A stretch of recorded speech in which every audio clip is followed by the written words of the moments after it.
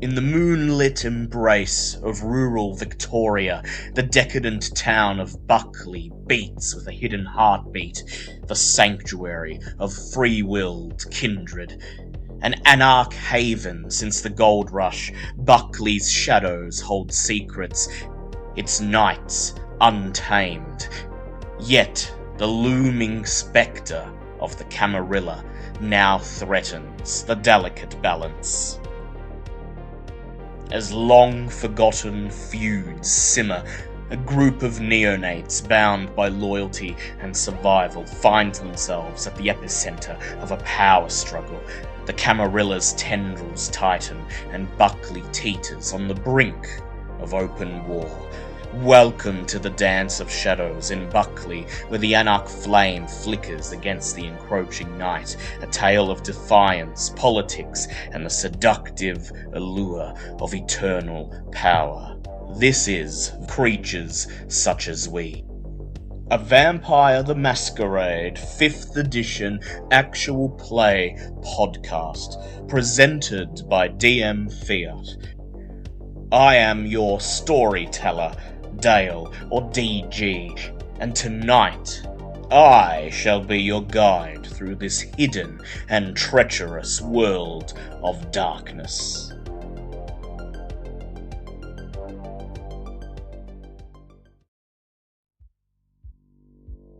Night has once again fallen over Buckley, and the creatures of the night stir, ready for more scheming, plotting, for more of the unseen but incredibly violent, incredibly deadly war.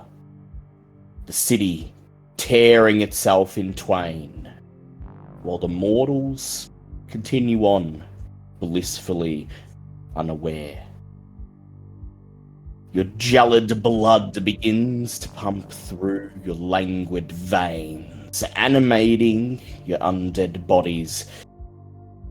With your hunger left the same as it was at the end of last session, please go ahead and roll your hunger checks now to see if awakening tonight makes you slightly more ravenous or not. Do we have any chance to feed after the last session? Last session you were cutting a bit fine after that encounter in the docks, but you'll have a chance to hunt tonight, don't worry. Unfortunately, I make it and wake up still at hunger 4. Yep. How about you, Robert? Sorry.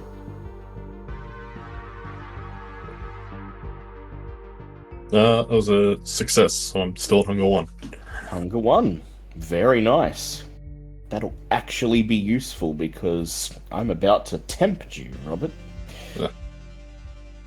You're jerked out of the deep blackness by the electronic beeping of your security system. You stir and pull yourself to your feet and creep away into the back room of your haven. The electronic glow of the bank of monitors illuminates your insectoid face, your bloodshot eyes, as you register movement on one of the screens, Robert. A dark silver Holden Commodore pulls up at the edge of Prospector Peak's main street, high beams glaring. You can hear outside the tires crunching on the gravel and dirt as the car draws uncomfortably close to your haven, to the specific building where you shelter during the day. And then it stops. The engine dies, the headlights flicker away, and out steps a single man from the driver's side door. He is dressed in a long black coat that obscures most of the frame of his body. His face, or what you can see of it on the screen, is framed in long, messy-looking, dirty blonde hair. And as he steps out, as his boots crunch on the gravel, his eyes narrow as he slowly takes in the sight of the abandoned gold mining village. What do you do?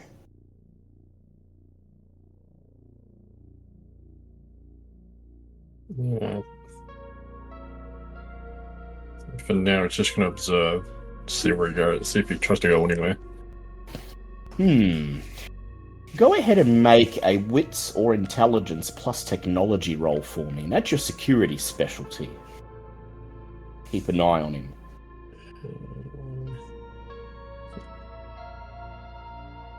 What else? Wits, technology.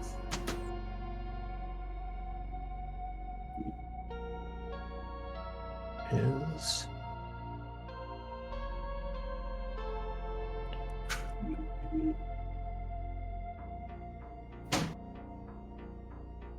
4 successes. 4 successes. You slide into the office chair in front of the monitor bank, hunch over the console and start typing away. The cameras zoom in, electronics whir and beep. You're able to get a better look at the car he arrived in now. You can see the number plate. It's not one you recognize, and there's a big bumper sticker that takes up the girth of the back bumper, a logo that's vaguely familiar to you. You search your memory to see if you can place it and realize that it's the logo of a local news blog. Suddenly, static bursts from the speaker as you type a command and the microphones hone in and pick up the sound from outside. You watch as the man reaches into the folds of his coat, whips out his phone, and like a walkie-talkie, holds it to his mouth, recording his voice. He clears his throat. Here I am at Prospector Peak, the abandoned amusement park that once upon a time was the crown jewel of Buckley's tourism. I am here, of course, in the capacity of newsforlocals.com. As everyone may be aware, this is the very place where several urban explorers disappeared all those months ago. I'll be taking a look around, examining the facilities, and trying to see if I can uncover any clues pertaining to their disappearances. He slides the phone back into the folds of his coat and begins to make his way down the main street, scanning the dusty shop fronts and peering through the windows into the darkness. Eventually, taking a moment to pause in front of your security shack, Robert. You hear his knuckles rapping on the glass windows, his voice calling out, asking if anyone's around. And thanks, Cody. Actually, I'm a trained TV journalist as well, so that's where that voice comes from. I haven't used it in like 10 years, though.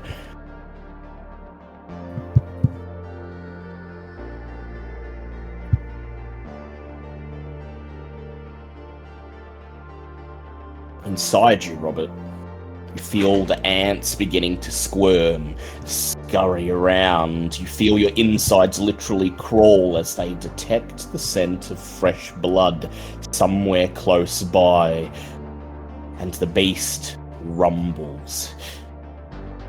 You're just a little bit hungry, but fancy a snack? Fancy sating the hive before you set out for tonight's activities?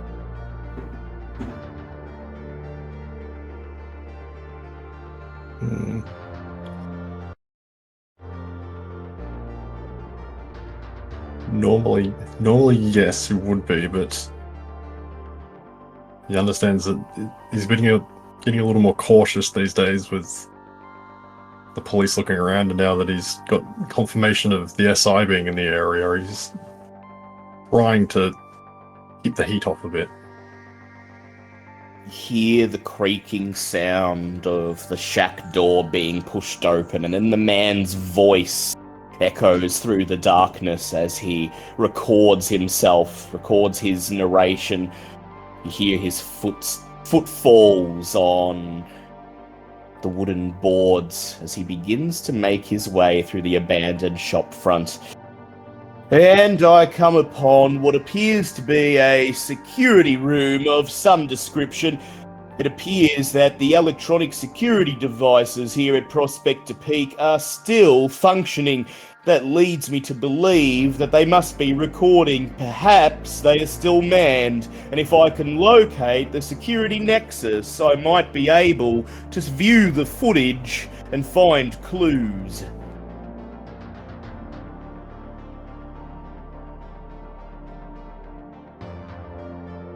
What do you do?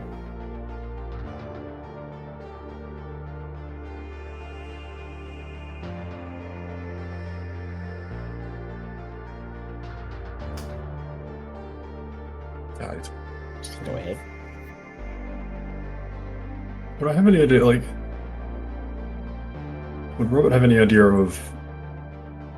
Like, is this, like, just some, like, a small-time blog, or is it, like, a relatively big one sort of thing, or... You've heard of it, but Yeah. anything further, I'll ask you to make me an intelligence, academics, or finance roll for me.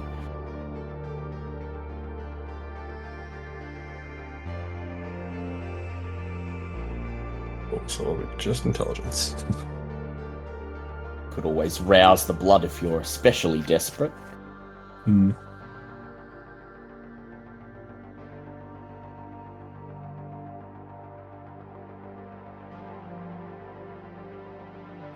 Yeah, let's rouse intelligence. That's probably not a terrible idea.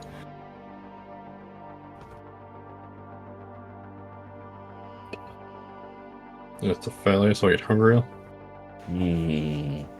As he grows nearer.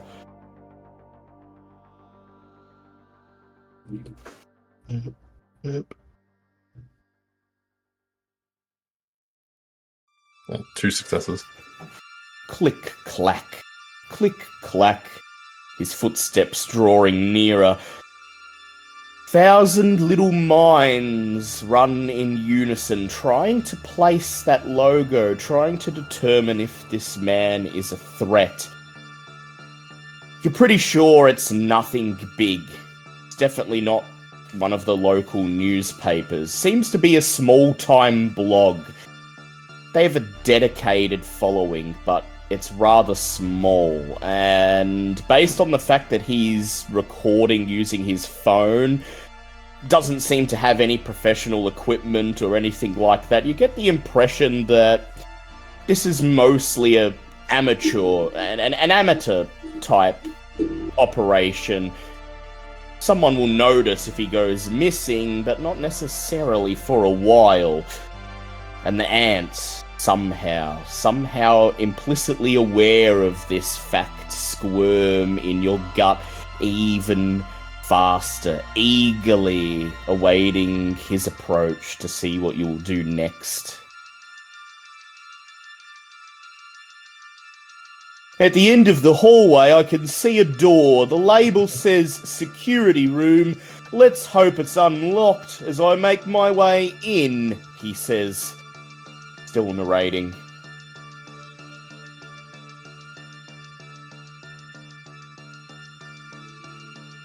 Yeah, I think with that he's gonna...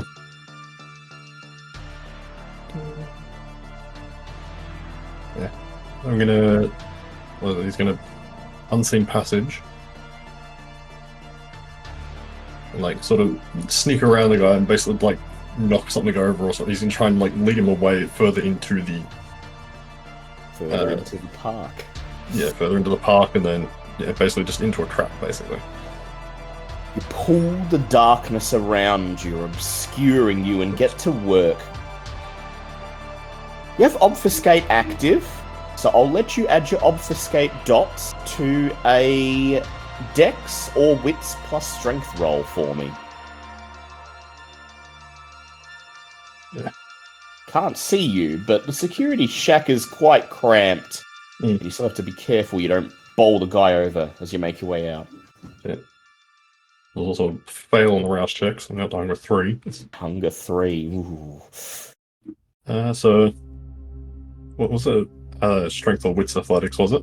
Strength or dex or wits Okay, plus dex. stealth. And you may add your obfuscate. Dex.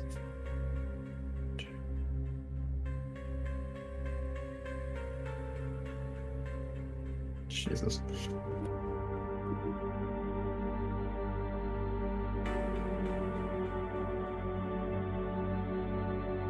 Oh.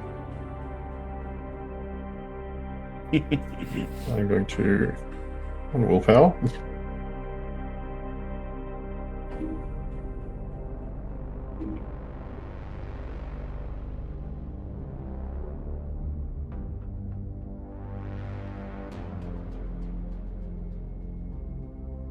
Definitely willpower if you can.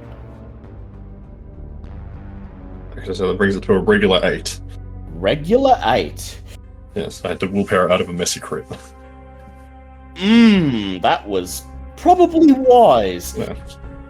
Hidden, you creep out of your security room down the corridor towards the abandoned shop front. You can see him approaching you, blissfully unaware that a monster is drawing near, that he's crossing paths with something that could end his life just like that. And as you draw nearer to him, as you draw parallel to him, and he moves past you, and his body is so close to yours that it's almost touching, that you can feel the air disturbed by his passage past you. Your beast rattles the bars of its cage, smelling fresh blood, sensing the warmth of living flesh. And for a moment, just a moment, you pause, stopped in your tracks, as this overwhelming urge to just reach out and grab the man and sink your fangs into his neck nearly overtakes you. You force it down, cram it into the back of your mind, and continue going. You make your way into the abandoned shop front, grab a souvenir money box off the shelf, and hurl it out through the still open door into the street outside. It hits the facade of another building, loudly clatters to the ground, and sure enough, the man stops in the hallway, whirls around, peers in the direction the noise came from, and then he raises his phone once more to his mouth. Investigation of the security room will be postponed. I've heard sounds coming from outside. It could be nothing more than an animal scrounging for a midnight snack. Or it could be a vagrant or another urban explorer. Needless to say, this reporter would not be able to forgive himself if he didn't check it out.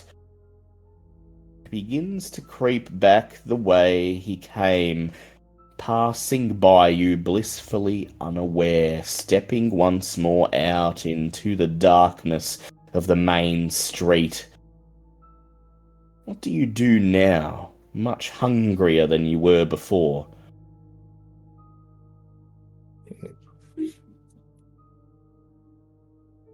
He's just going to try and send him a little further inwards to the into the tunnels? Just getting him a little further away from the outskirts. He would probably do, but he just wants to make sure.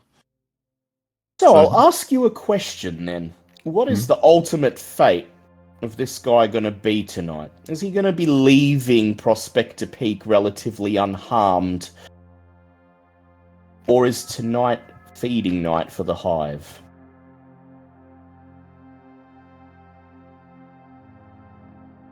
He was going to be leaving, but then realizing everything, no, he's He's food. He's food. Alright, you trapdoor you. Go ahead and make me either a Dex plus stealth check or a Wits plus awareness check. You may add your Haven dots to this. Yeah.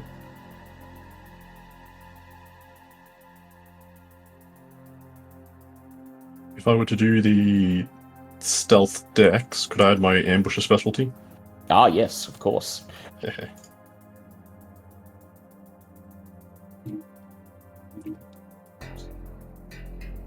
are we?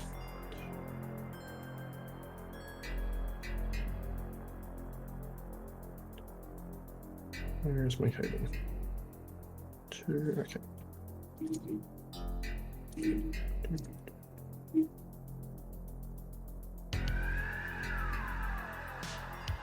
Oof, I'm gonna willpower that because that is disappointing.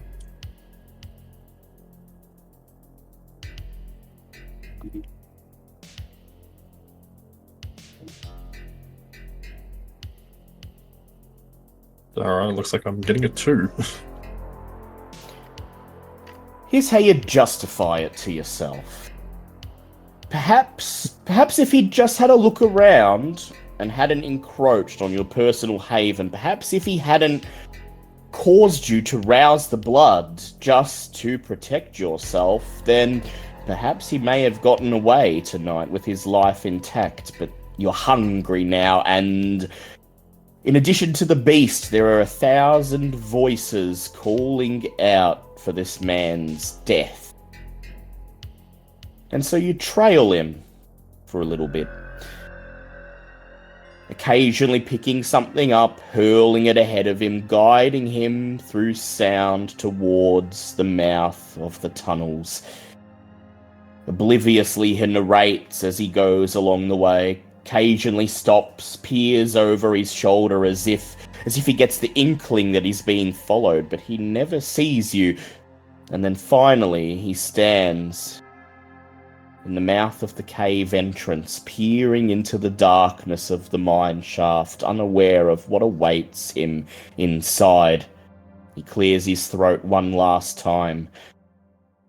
I stand before the old mine shaft, which in better times was repurposed as the centerpiece of the Prospector Peak roller coaster.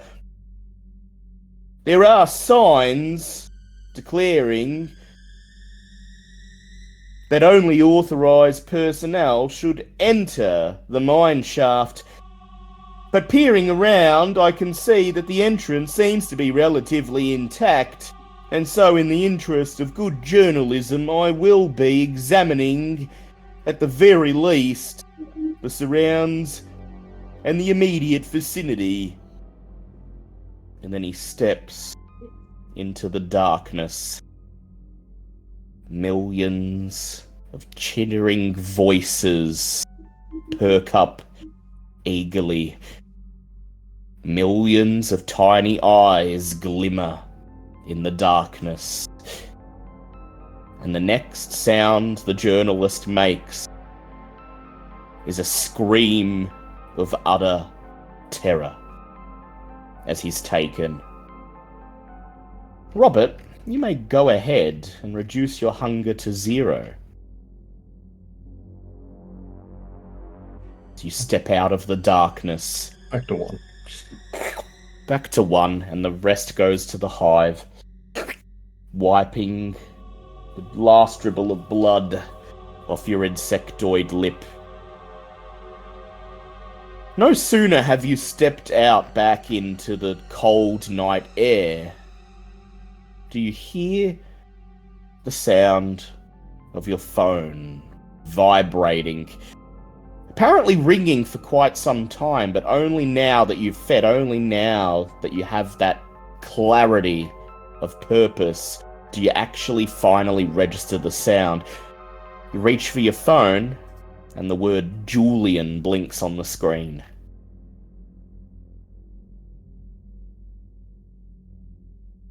Yeah, we'll answer it.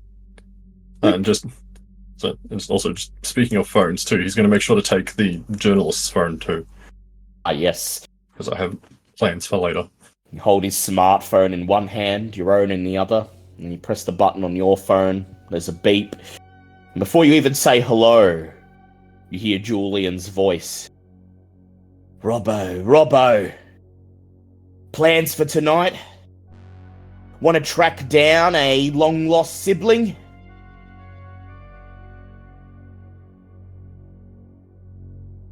Yes, that sounds like it could be interesting. Think I found her. The number plate.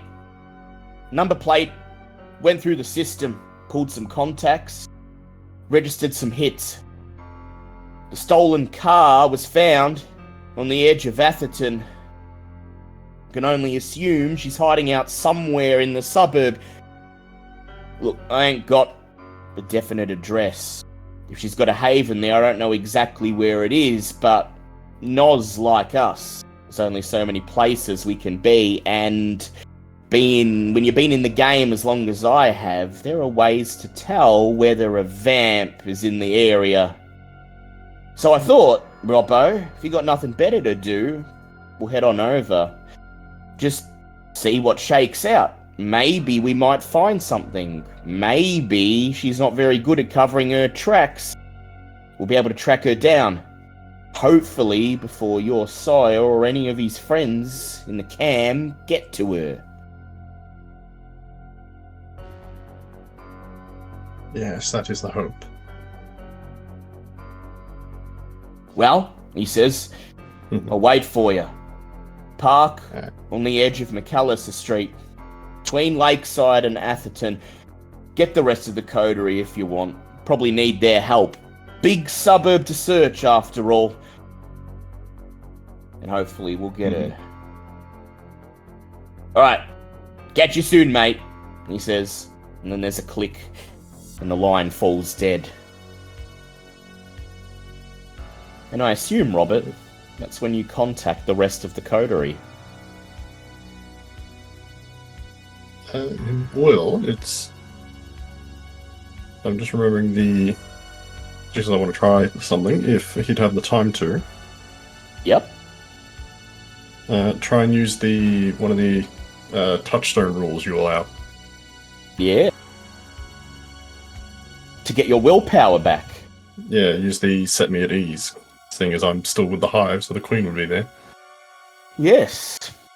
And usually your approach to the hive is pretty hands-off. You lure the prey in there, and you let them take it from that point on. But tonight, knowing that it's getting more and more dangerous by the day to keep operating the way you do, tonight you spend time with the hive.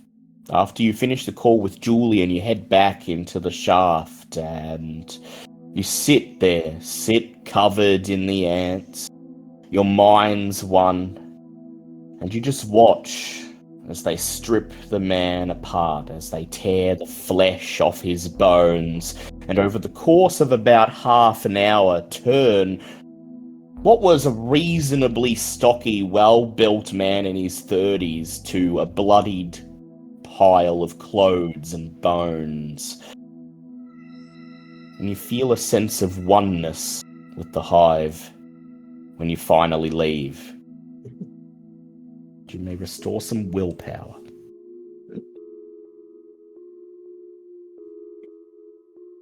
Yes. And yeah, once he makes his way out of the tunnel for the second time, then he'll start sending out like a group message or something. See if everyone will be available. And so we zoom ahead.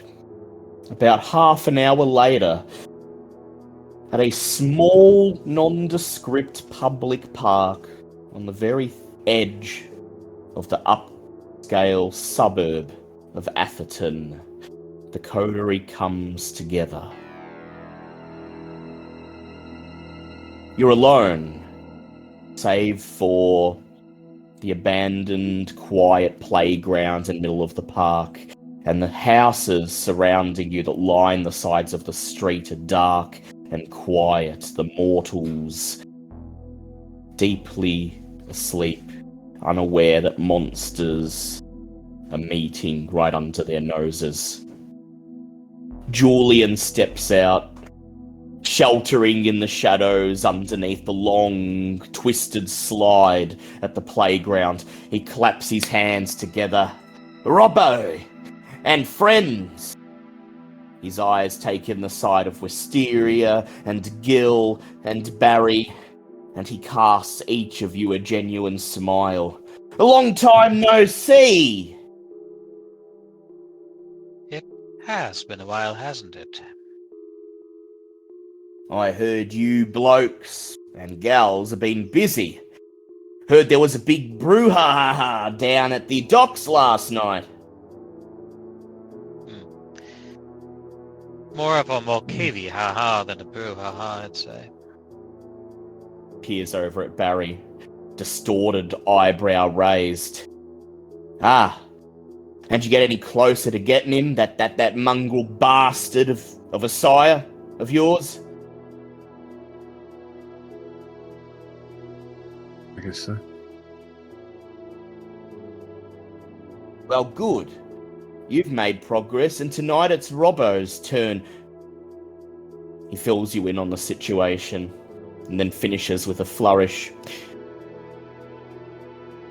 4 sets of eyes, much better than 1, don't you agree? So, I'm thinking we'll separate. 2 of us to a car, and we'll just drive around. Keep an eye out. See if we can catch any sign of a vamp, a Noz no less, being in this area. Animals that are acting weird, houses that are uncharacteristically dark and creepy, you know, the obvious signs you'd expect.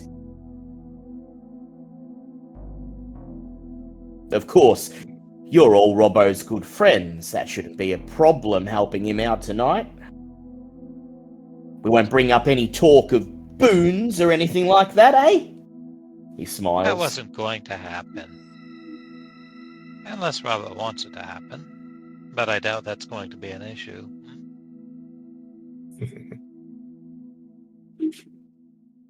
No, we weren't looking for any boons. Good. Good, because you guys don't know Rudy, but when you do get to know Rudy, it'll be boon enough to put that fucker in the ground where he belongs. At this, Gil, who just now is clambering out of the driver's seat of his car, slams a fist into an open palm and just says, "Too true!" Who is Rudy? What have they done? Rudolph. Rudolph. Fucker doesn't like when people call him by his real name. Especially because he's all red, you know. Covered Rudolph in the red. Red Nos Fox fur? He laughs, points at Wisteria. Yeah, you got it. So he calls himself Rudy. Rudy the Red Fox. He's got a chip on his shoulder, always has. Figured he'd be well placed as the Cam spy master, and wasn't particularly concerned with what he had to do to get to that position. We're talking cutting ties with folks who were there in his corner from the very start. We're talking selling out his own coterie. We're talking encroaching on other people's territory. We're talking poaching their contacts, leveraging touchstones, anything you can think of, any despicable act that you would stereotypically associate with one such as I or Robbo from our clan. You can bet Rudy's actually done it. He's been around for a long, long time.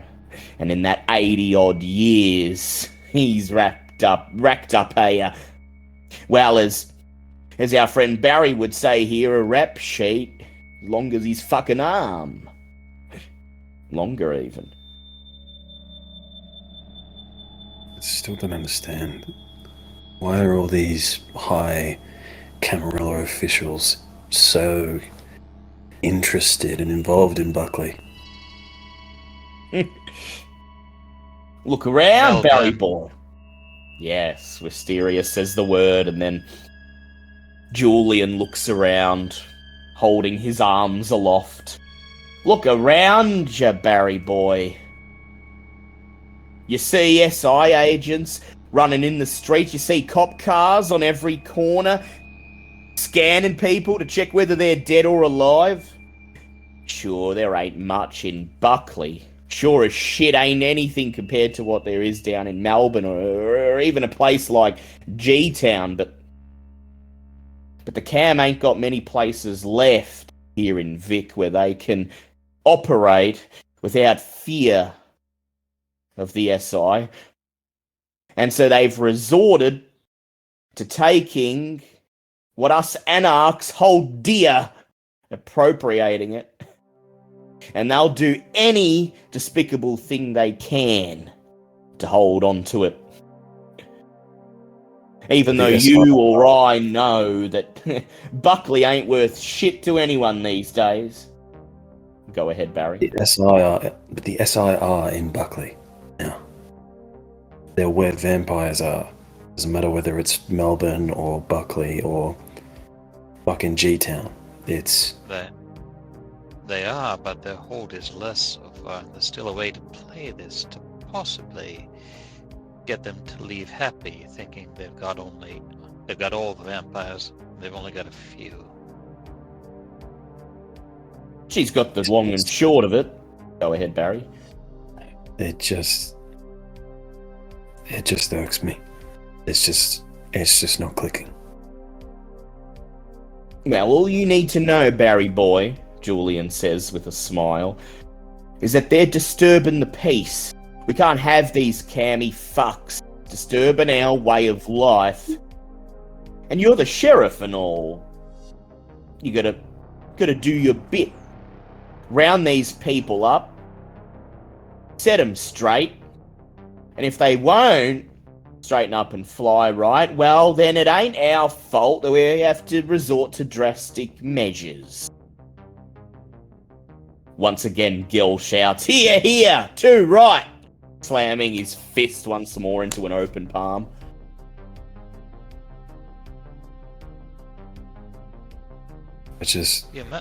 You might not be wrong, though, Barry. I should probably spin some ideas later. Yeah. I can think straight. Wisteria blinks eyes that are almost full of black blood. I'm very hungry. Besides, says Julian, it ain't really about what the Cam wants in Buckley, is it? He peers over at Robert. This is personal. This about betrayal. This is about hunting a fucker down who sold out people who were meant to be close to him and making sure he gets what's fucking coming to him, right? Surely you can get behind that, at least. How do you feel, Robert? Sorry, say that again. How do you feel? We feel like we want to find him. He's the one who made us. Okay. Yeah, see? All set. And you never asked, did you, Robbo? Perhaps you would have been content living the way you were living. Maybe you've made peace with what you are now, but it's about the fucking principle, ain't it? You drag someone kicking and screaming into this world, and then you sell them out on top of that. Throw them under the bus for political gain. Ugh. Kindred like that make my blood fucking boil, he says. Then he claps his hands together. Right. We got a few minutes. Talk shop. Divide this suburb up. Pick a place to search each. Figure out how we're going to do this. And Wisteria, if you'd like, this will be a time for you to hunt. But, fair warning. We're on the edge of Cam territory. And, anything you do will be considered poaching. And if you're caught, he raises his hands, shows you his bare palms. The rest of us ain't got nothing to do with you, understand? If I'm caught, yes. An insight on when he said how those types of kindred make his blood boil. Go ahead, make me a wits insight check. Yeah, we'll do.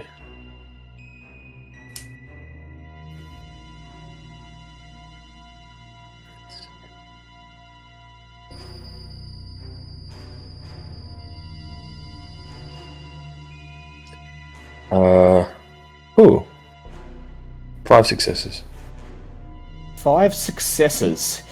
It's the way his whole body seems to tremble as he says it, the venom in his words. Pretty clear cut to you, Barry. He's talking about this being personal for Robert, but this is clearly personal for Julian as well. You know that Nosferatu like to stick together, or at least that's the stereotype, and you can't help but wonder if when Rudy sold out his mates, when he threw his coterie under the bus, if in fact Julian wasn't the one who had to bear the brunt of this. Gotcha. Well then, says Julian, if anyone's got any last-minute snacks they'd like to attend to, I will graciously wait. After all, the night is young. He smiles and then beckons Robert over to discuss tactics. And welcome, Alex. Welcome. Hey up. Hello. Hey. To fill you in, Gil, you are meeting the rest of the coterie right now in a little park on the edge of the suburb of Atherton. And Julian has called Robert up on the phone and said that he's tracked down Robert's blood sibling, that she may be hiding somewhere in this suburb because it was the last place the stolen car was seen. And he doesn't know exactly where she's hiding, but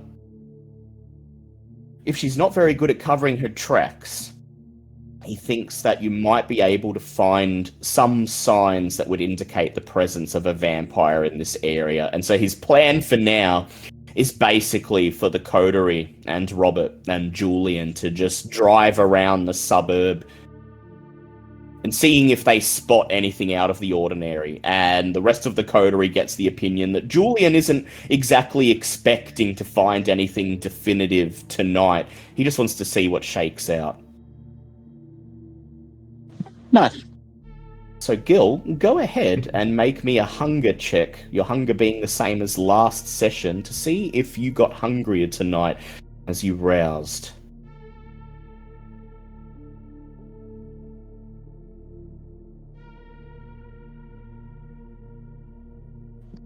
Nope, staying on 2.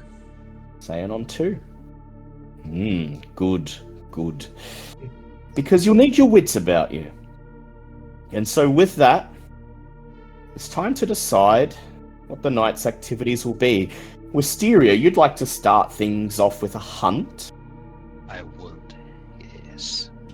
Is anyone else hungry enough that they'd like to take the time to hunt before getting down to business? I do, yeah. And Barry? Now, Robert, you've already hunted, Mm-hmm. so you'll be able to do something else. And Gil, what would you like to do?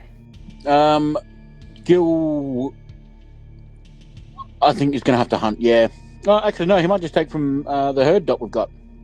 Yeah, true. So we'll just say, Gil arrives slightly after everyone else, and Julian's already finished informing everyone about the situation by the time Gil's car finally rocks up. Because, Gil, you stopped at that apartment building on the way, the one that ostensibly belongs to a Lynette now, but you never see her there. And you have a quick top-up, and is there anyone in particular in the herd that you'd like to top up from tonight? Any particular resonance you're after? I think Gil, as per usual, is looking for is it Sanguine, the one that's very passionate and I believe it heavy. is. Yeah. By sheer chance, Gil, you end up encountering the same couple from last time. The same screaming voices from inside the apartment. The same woman, her face screwed up in anger and tears running down her cheeks as she bursts through the door, takes one look at you, and then runs down the hallway, her sobs echoing in the empty building. And then, when her husband steps out to go after her, he's stopped in his tracks in the doorway as he sees you standing there. He looks you up and down. You had a fucking problem, mate. Completely unaware, seemingly, that he's had a run-in with you before. Excellent. Gil will just look at him and say, "We've had a chat before, mate. Let's fucking go." And just go him. Like, just charge him. And I think wrestle him to the ground and go to feed.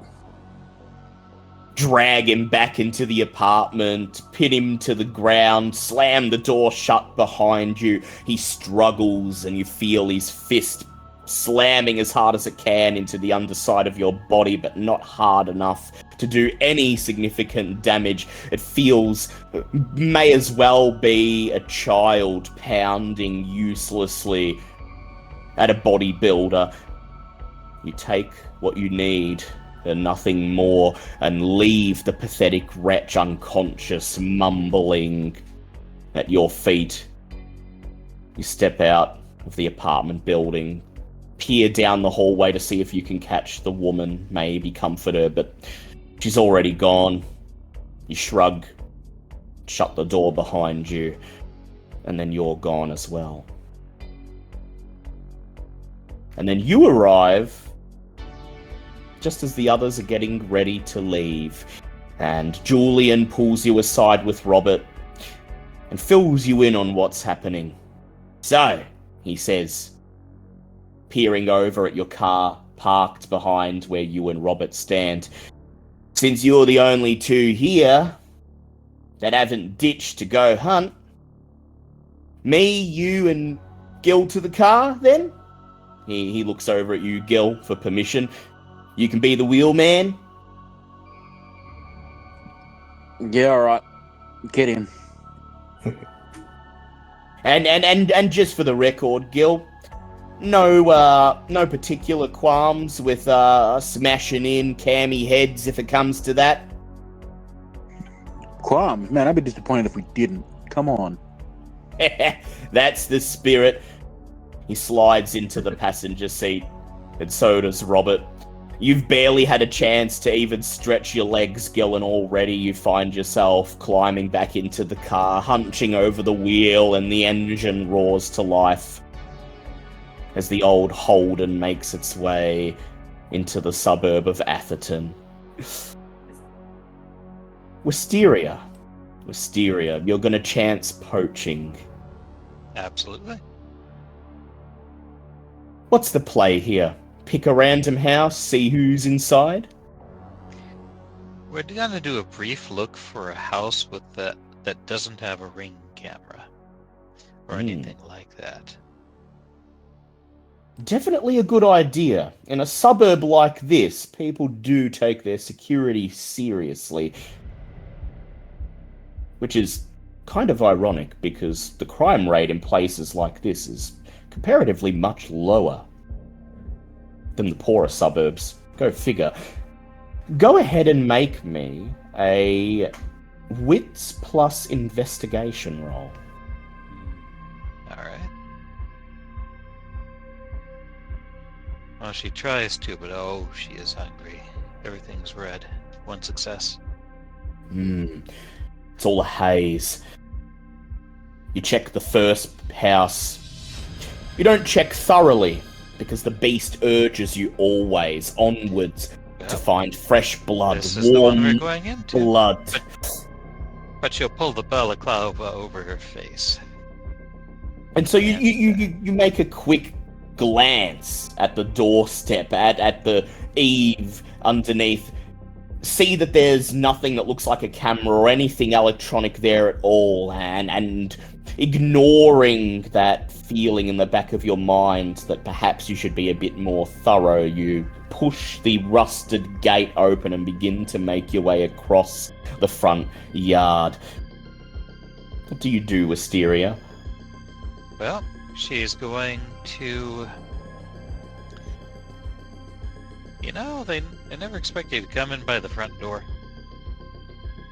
She'll pretty much fumble in her pocket as if for keys, slide out a lockpick, and pick through the front door.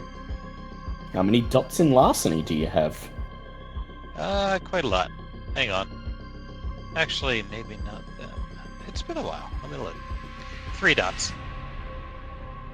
It's quiet. It's a quiet street.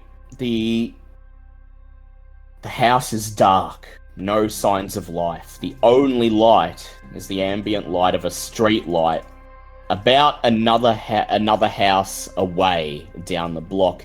And so you're pretty confident no one can see you, and I won't make you roll as you deftly unlock the door, slide the catch on the wire door, and step into the dark entrance hall beyond. To your right, there's a lounge room. The flickering lights emanating from the lounge room tell you that the TV is still on, but the volume is down so low that you can barely hear anything. Further down the hallway is an abandoned kitchen.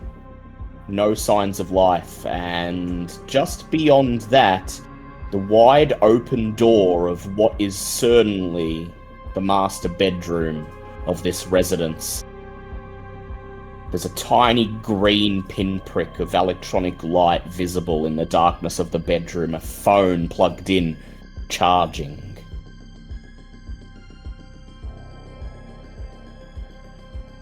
Living room first, sneaking as best as she can. Are you Making obfuscated? sure that nobody's watching TV. No, because she can't run the risk of getting hungrier. So go ahead and make me a normal dex stealth check for me, please. Well, this is surely a break-in, so there's that. Yeah, it is a break-in, so add your extra dice.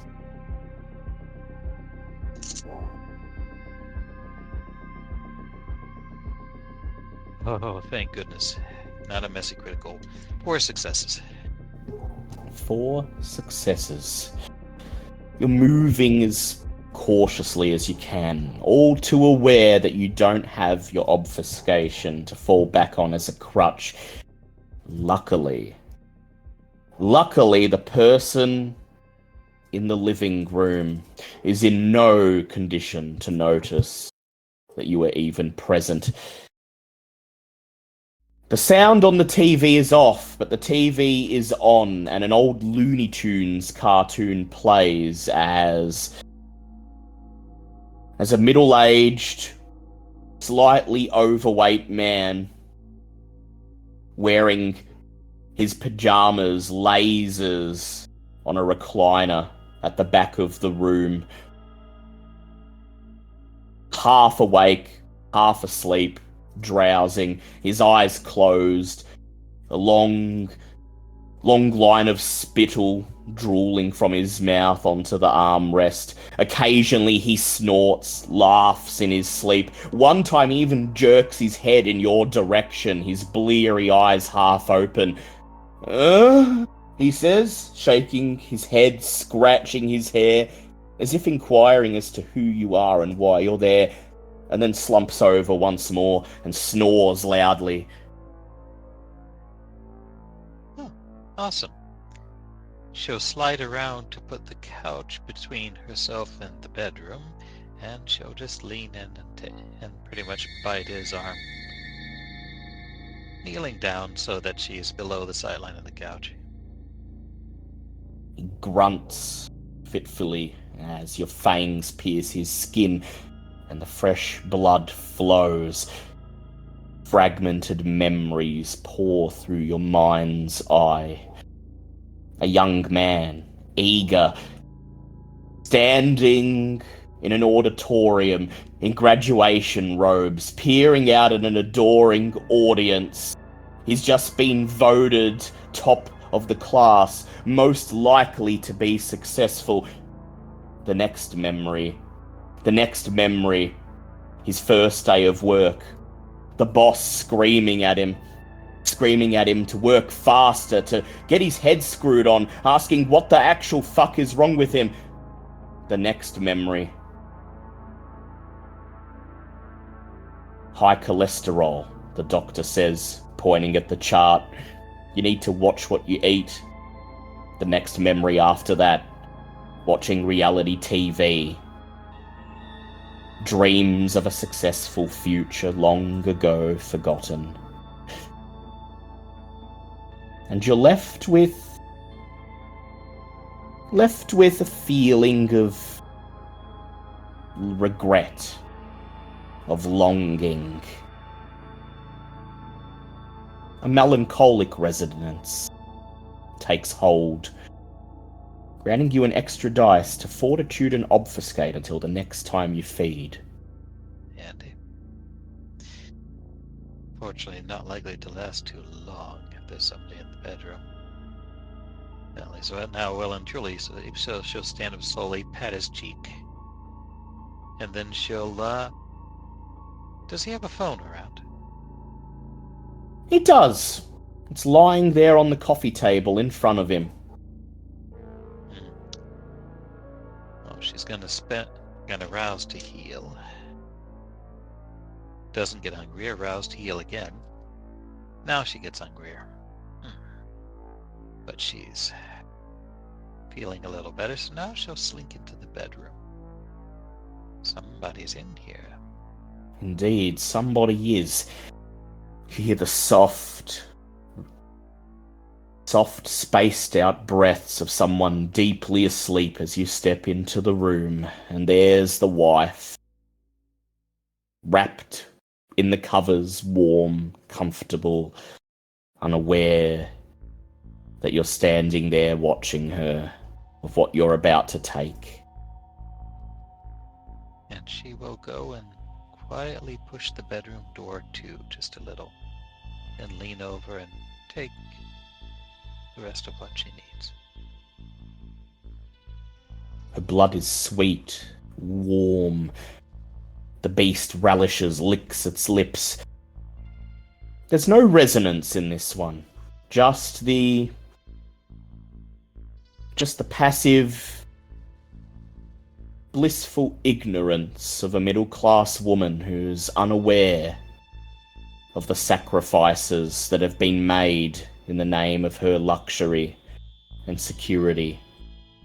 She shifts in her sleep, but doesn't wake. Oh, that he takes care of her at least. That deserves something. After draining 2 points, Wisteria is going to slink back out and leave a note next to the sleeping man with a bank account number on it. For being a good man. Signed, Robin Hood. Robin Hood. And then you step out. Front door closes behind you, and once more you look to busy yourself searching for keys as you lock it, leave it the way you found it. And now that you've fed, now that the red haze has lifted, now that the beast is purring contentedly in its place in the back of your mind, you register the little hole in the weatherboard above the door, about the size of a 20-cent piece. The hidden camera lens watching you. Well, still wearing a balaclava. which is tucked back down over your face. It doesn't catch your That's- face. It wouldn't have. But there will be evidence of your passing here. Nothing to be done about it. No time to waste. But on the upside, the Mortal Authorities, is he gonna call somebody broken and left me a bank account? True. You hope your goodwill will be enough to dissuade your victims from pursuing any further. And you disappear into the night, back to the park to meet the others. Barry, you're on the prowl too, making your way down the street, scanning the dark, deserted surrounds for a victim. Is there anyone you have in mind in particular?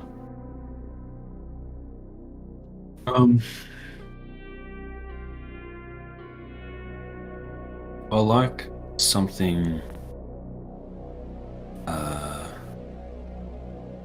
very particular. Ultimately, I want to try and probe this cam territory, see what sort of defenses, if any, they've got. Hunting, but also reconnaissance. Hunting's Yeah, really may as well used take for that sort of thing. May as well do my job. And as for feeding, you don't really care about any particular resonance or anything. You're just gonna see who's in the right place at the right time, I guess. Yeah, I prefer a choleric resonance that is preferably not inebriated. Yes. I take anything that's not. Yeah, just as long as it's not going to affect my judgment. Go ahead, first of all, to probe the territory. Make me a wit or resolve plus investigation check for me. And I should assume, of course, as always, that your heightened senses are peaked and ready to go. If so, you may add your Auspex to the check as well. Lovely. Okay. That's 10 dice. Definitely should get you a good result. No, I'm not going to get one success from 10 dice, thank you. I'm spending all the power. Oh my gosh. Thank you.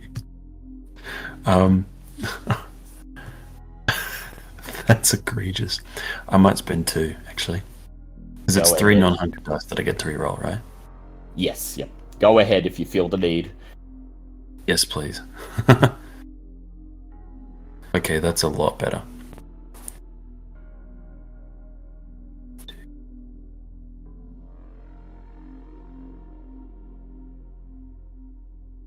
So it's 8. 8. Definitely a good result. Willpower well spent. After you separate from Wisteria, you prowl the street, and then the next street, and then the next one after that, just trying to get a general sense of the area, any security that might be in place. And when you were a cop, this is the kind of place that you'd be called to when nothing much important was happening. Whenever there was an actual crime to investigate, it would be in one of the other parts of town, the parts where people could actually get away with things. This suburb has always been the type of place where the only time police would visit is because someone heard a strange noise in the night, or they got a bit creeped out by some teenagers hanging out in the park a bit too long. And the reason for that is because the people here take their security seriously, and you wish you pointed this out to Wisteria a second ago had you noticed it, but almost every house here appears to have some form of protection. An alarm, a ring camera, a more professional setup. Almost every front door has You know, those stickers that say, this house is protected by such and such security. And this isn't anything out of the ordinary in a suburb like this, but Barry, the fact that it seems to be ubiquitous, that every single house seems to be protected, and so far you haven't found a single one that isn't protected in some way, is concerning.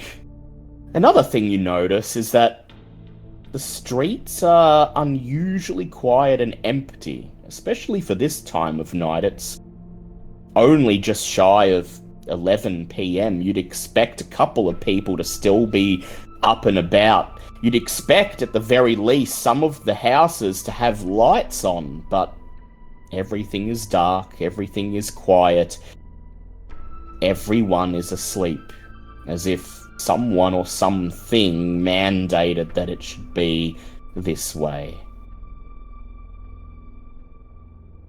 And so, The security companies, are they all like different security companies, or are they all homogenous? Like, they are different companies, but how many dots in investigation do you have? I have 4. 4. That's enough for you to recognize some of these companies. There's 2 or 3 companies that seem to make up the bulk of the logos you see. And it occurs to you that these 3 companies, you're not 100% sure about this, but you think that they're all divisions of the same overarching company. Once upon a time, they were separate entities, but in decades since, they've all sort of coalesced into one homogeneous blob, even though they continue to operate under different names with different logos. Go ahead, Barry. would I know if there have been any?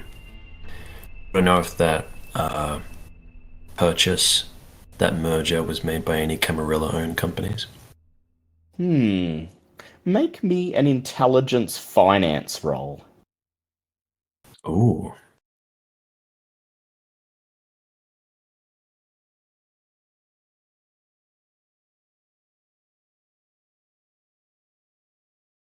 Three successes. 3 successes. There's one of the security companies, Cambria Holding, and its name is especially familiar to you, and you think on it for a few seconds and you realize that Cambria Holdings is the name of one of the construction companies that's been involved in the ongoing urban renewal of northern Buckley. You're not 100% sure that it's connected to the Ventru, but you're reasonably certain that it's one of their mob. Okay. One thing is certain to you, Barry, and that is, unfortunately, if you want to feed from anyone here tonight, you're going to have to get your hands dirty and break into one of those houses.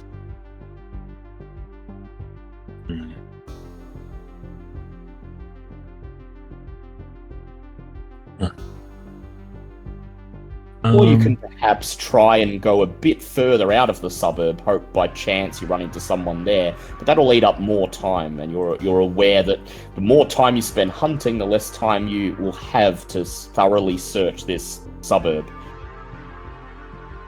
You know, I'll break in. I want to... Yeah. If there's anything that can cover up my face that I've got on hand, I want to do that.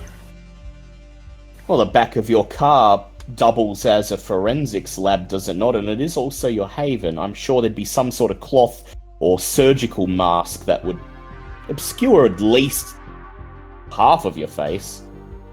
Sure. So you take a quick trip back to the car and slide a surgical mask on that covers the bottom half of your face, and this will have to do, you think. Oh. Alright. Game time, and I'm not super concerned about letting the cameras catch me.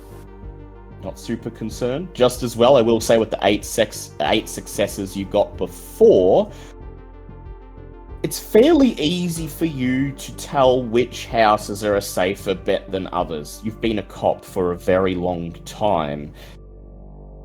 And there's always someone in a neighborhood like this who doesn't really want to pay the subscription fee for the security services. There's always someone for whom that sticker is just for show, and that camera that's watching the front driveway hasn't operated in several years. I might. Oh, I might do it at one of the ones with the camera owned cameras. Ooh. I'm gonna bring a Sharpie with me. You pick one of the houses with the Cambria Holdings logo and nonchalantly make your way up the driveway to the doorstep. You hear a beep and a whir, and you're distinctly aware of the little camera zooming in, registering your presence. I'm gonna pull out my Sharpie and try my best to write backwards so that the camera can see on the camera lens your nights are numbered on the camera, and then put the Sharpie back and then like burst through the door. Ooh. I will make a note of that. Definitely, that will be important in the future. And then, you, Alley Cat, you go ahead and make me your feeding check. To bash through the door and take what you need. I get to add prowess to it. You have level 1 prowess, don't you? I'd say, yeah, if you want to add that, go ahead. These are only mortals after all, and this is a mere front door.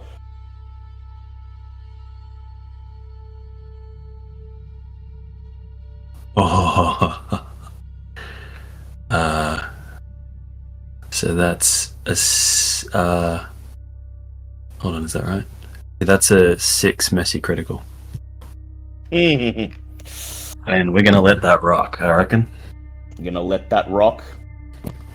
As soon as you finish writing on the camera lens, your beast sputters in satisfied righteous anger, and that's all it takes. That righteous anger spreads throughout your body until you can feel it burning in the tips of your extremities. You clench your fist and roar as you bash the door open. There's a loud crash as it swings open, and you charge into the hallway beyond.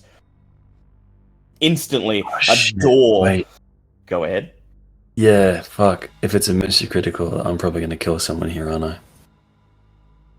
We'll see. We'll see. You can always try to stop yourself if you think it's going too far.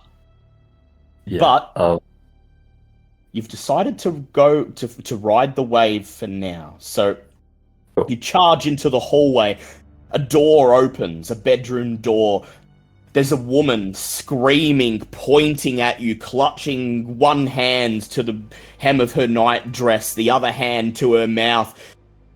Her husband, his eyes terrified, but his face screwed up in a facade of bravado, of bravery, reaches for a cricket bat and rushes towards you, raising it. He swings, you step out of the way as the bat cuts the air, and then you grab him, slam him to the floor, open your mouth and sink your fangs in, drinking deep as his wife stands there watching, screaming for you to stop, calling for someone, anyone to help. The blood pours down your throat. Each drop invigorates you, and the beast roars in satisfaction as you take. And then his breathing gets softer, more labored, begins to rattle, his heartbeat begins to flutter, and you have a moment, a split second of lucidity that you can use to try to fight back if you want to. Medusa. Make me a wits plus resolve check. And what is your current hunger before feeding? 3. The difficulty will be 3 plus 1 for 4. Okay. Wits plus resolve, was it? Wits plus resolve. Oh, baby. 1, 2, 3, 7. The crit. 7. More, roars the beast. And yet you pull away. It takes every ounce of willpower you have to rip your fangs out of the man's chest and throw his broken, bleeding body to the ground. He murmurs, twitches in his semi-conscious state. His skin is pale, clammy. If you'd continued for just a second more, you suspect he may not have survived. Then you turn to his wife who now is no longer screaming, who just stands there staring at you, her eyes wide, her mouth open, her bottom lip trembling as she tries to scream, tries to say something, and her voice will not obey the commands of her brain. I'm just going to put a finger to my lips and go, "It's okay. I'm not like him. Trust me." And I go for her too.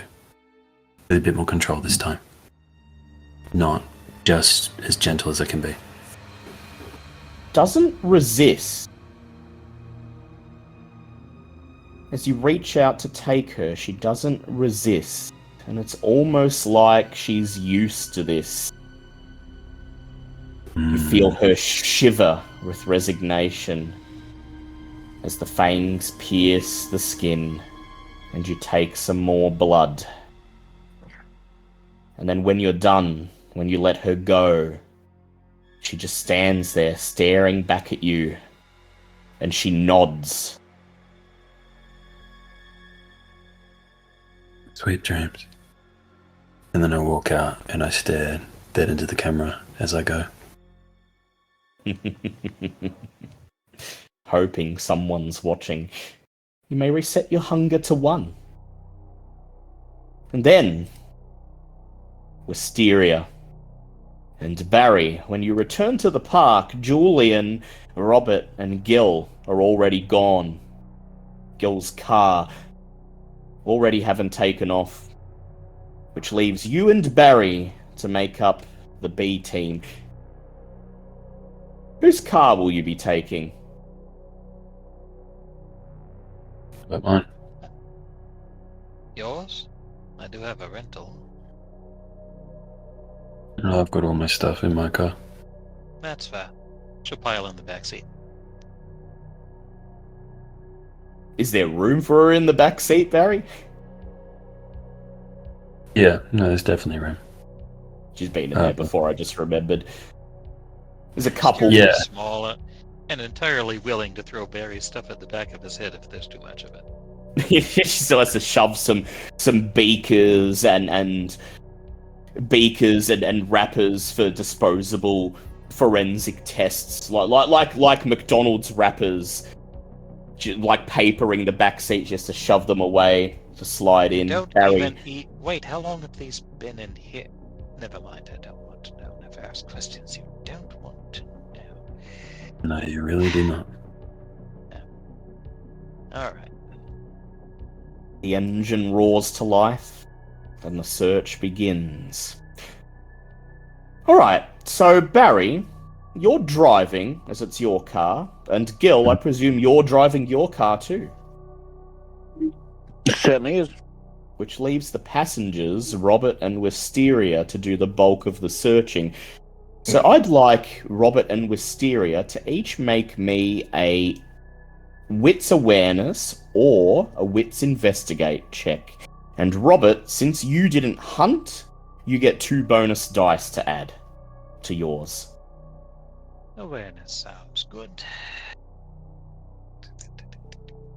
You say wits awareness or wits and what? Wits awareness or wits investigate, but you're driving, so don't worry. You're focused on something else. You don't have to make the roll. Sick. Well, well, 6 dice might be kind. Let's see how this goes.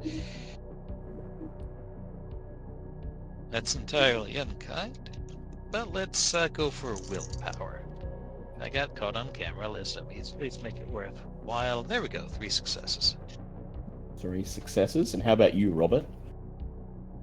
About to roll, but just sort of as we start taking off too, Robert's just gonna ask Julian to. Do we know? Do we know where the car she stole is? Ah, good idea, he says. And he barks off a rapid procession of directions. And Gil, you do your very best to follow those directions, piloting the car down a side street until you come to another public park, seemingly identical to the one you met at before, except this one has a line of police tape blocking it off from the street. And Julian says, "Back there," he points, and just beyond the tree line you can see the burnt-out husk of a car. Looks like they haven't removed it yet. But if she dumped it here, thinking she might be in the vicinity, yeah? Go ahead and add an extra dice to your pool, Robert, for that good observation. If nothing else tracks or something. Hope that's in the chat.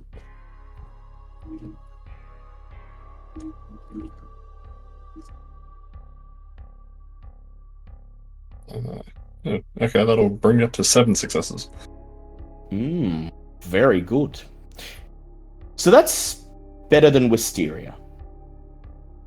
Cody and Wisteria, as you search, as you drive down one identical cul-de-sac and then another, and past a seemingly endless procession of the same suburban McMansion over and over, Cody, do you tell Wisteria what you noticed while you were hunting? How oddly uniform this suburb seems to be?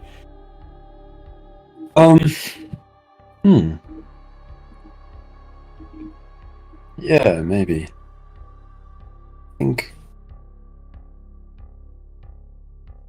I think if Wisteria asked me about it, maybe I'd probably say something, but if not asked on it, I'll probably just keep it to myself. Well, Wisteria, I will say, while you're doing your best to search, you notice that Barry seems to drive through the suburb as if he knows the place, as if he's already taken the time to scout things out. He doesn't stop at the end of each street and take a moment to decide where to go next. He just picks the next one, turns into it. You're moving Seemingly in an odd rhythm. Is there a reason that you're kind of disregarding a pattern here? Just know the place. How long have you been in How long have you been in Buckley before all this? A few years, but I must admit I never got around to these parts. Grew up here. Not on this spot specifically, but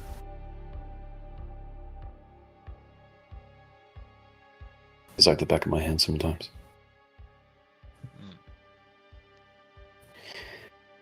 When I fed, you probably saw the security systems. Quite a lot through here. I must admit I wasn't paying too much attention. Nearly all of them.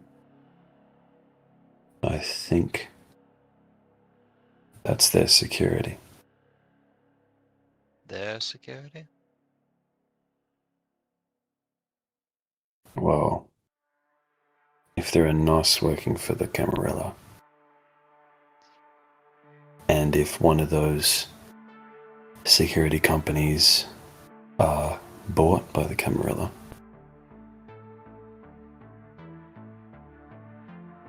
I expect they've got some sort of back end. They don't need to patrol them themselves. We should. I see. This is definitely somebody's private buffet. Mm-hmm. The thing is, she had a grudge against Ruby. Why would she come here? If she was going back to the Camarilla. Who did? Unless to find protection from Rudy, and if she didn't want to mess with the Anarch, she might have to shack up with another Camarilla member.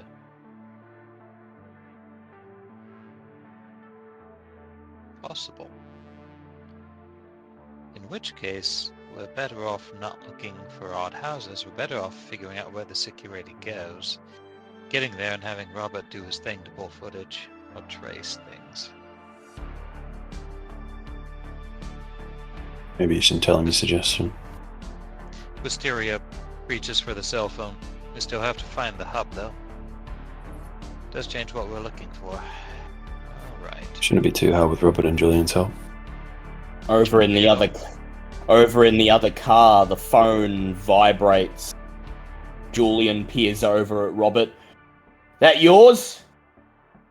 Well, go on, answer it. Chuck it up on loudspeaker. I'm sure Wisteria's got some interesting insights for all of us.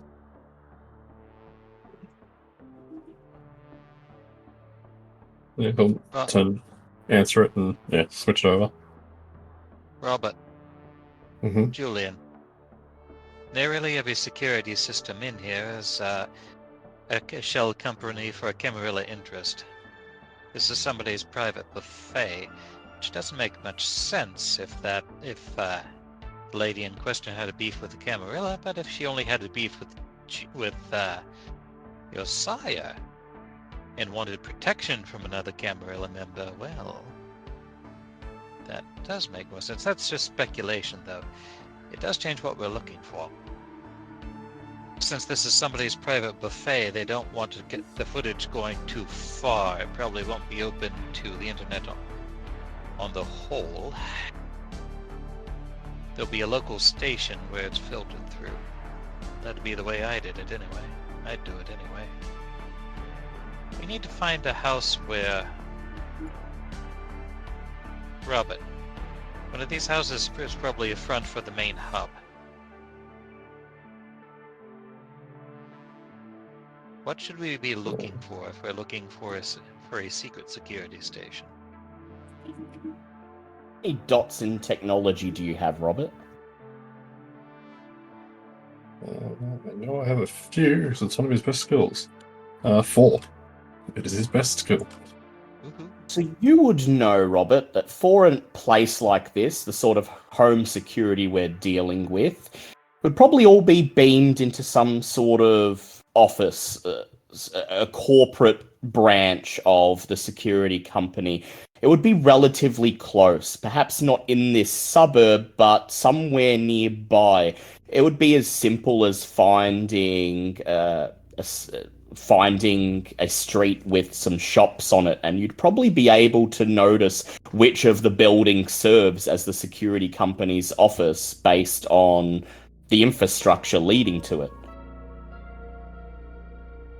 Basically, you tell Wisteria if she sees any kind of shop front or office building or anything like that with an unusually large number of cables and wires and infrastructure seemingly beaming directly into it. That's probably a good bet. Very. Good work on catching this, by the way.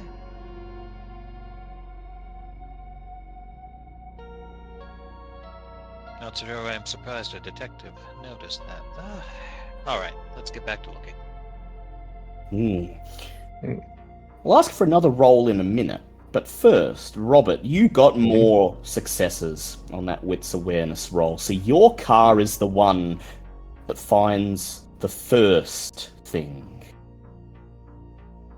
Gil, you're the driver.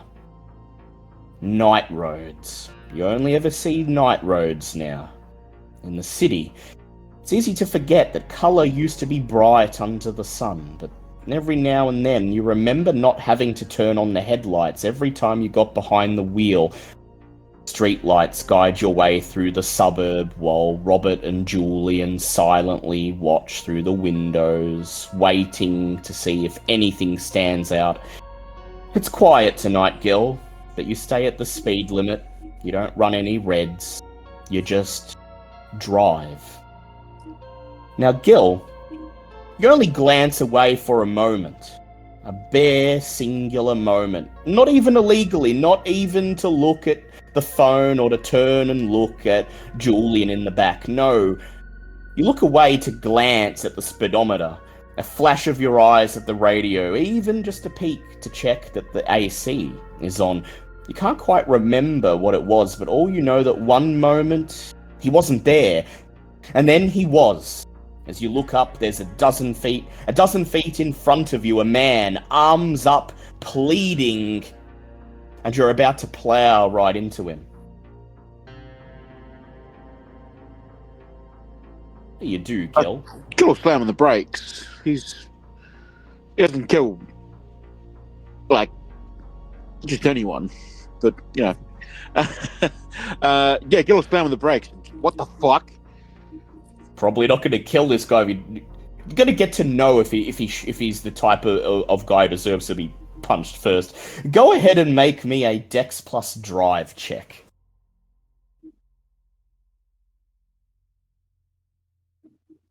If you'd like to rouse the blood, I will allow you to use your potence to, like, wrestle the car under control if you're desperate. Nah, that was 3 successes, no worries. 3 successes. He's still a dozen feet in front of you, more than enough time to slam your foot on the brake, grab the wheel and twist it as far to the left as it will go. The tires squeal as the car swerves out of the way. You look through the rear view mirror, see the man standing there. His mouth open, a gasp, his eyes wide, expecting to be hit. And just as you swerve out of the way, his eyes roll into the back of his head. And you have just a moment to register that the front of him is drenched in blood. And then he collapses to the ground. The car rolls to a stop, the engine idling. What the fuck was that? Gil, like, well, under his seatbelt and get out of the car to go check it out. What about you, Robert, joining him? Yeah. Keep your papers out, says Julian. Came from nowhere. Yeah, Gil will, Go ahead, Gil. take the keys out of his car because he's not silly. Yeah. The engine abruptly dies, and the three of you gather around the man lying in the middle of the street. He's bloody, shirtless. Hell, it looks like he might just be in his underwear. He's covered in cuts and bruises. Whatever happened to him, it was a hell of a lot worse than being struck by a car. His eyelids flicker. His eyes don't open, but you see his eyes rolling deliriously underneath, and he moans, half conscious, his body shifting. The wounds look fresh. The smell of blood permeates the air. Indescribable. Gil will look up at Robert. Instantly recognizable. Go ahead, Gil. I don't know many junkies that end up like this, man. Like, what the fuck? Like, what happened to him? My best guess would be he was attacked by the looks of it. Just like giving sort of like a cursory look over him. Does there look to be any like puncture wounds or anything? Like any evidence that like this was vampire done? Or... There's many cuts and nicks and marks on him. Go ahead and make me an intelligence or wit plus investigation or medicine.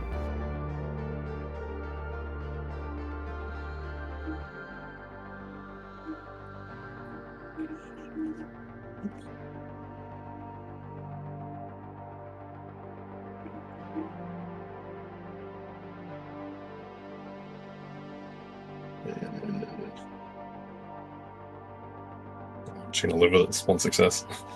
One success. You don't think you see any bite marks, but the cuts, the bruises, it looks like somebody's put him through a wood chipper. There's gaping lacerations on his arm, on his chest, on his legs. The man's on his side, he's barely conscious, eyes fluttering, and as you bend down and try to sort of roll him over to get a better look, he begins to mutter. He's muttering something incoherent. Whatever he's saying to you goes in one ear and out the other. Words that don't even sound like words, just incoherent babbling. And as he babbles, you notice one thing in particular, Robert. His fangs. His long, sharp, bloody fang in his mouth. Whatever he is, whatever else is going on, this guy is kindred.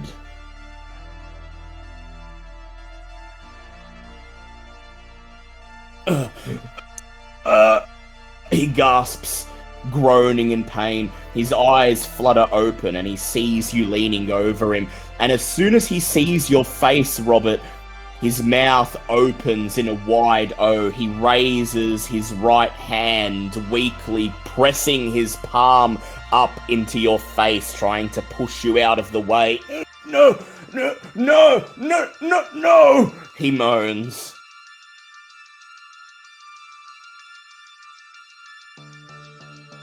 No, please, no more. Robert's gonna take like a step back just to give the guy some room. We're not here to harm you. What is going on? To me, a charisma or composure plus persuasion check, please. Yeah.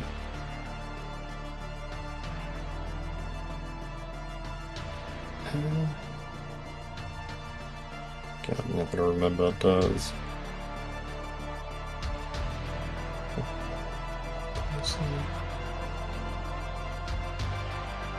No, my Bane's only against mortals, isn't it? Or is it against Error?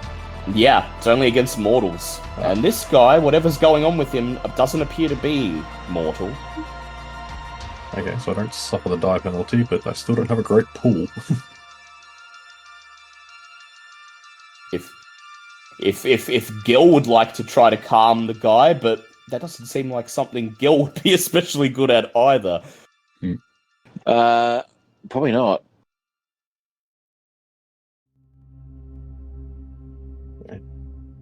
I'll give it a crack. I mean, he's got a small pool.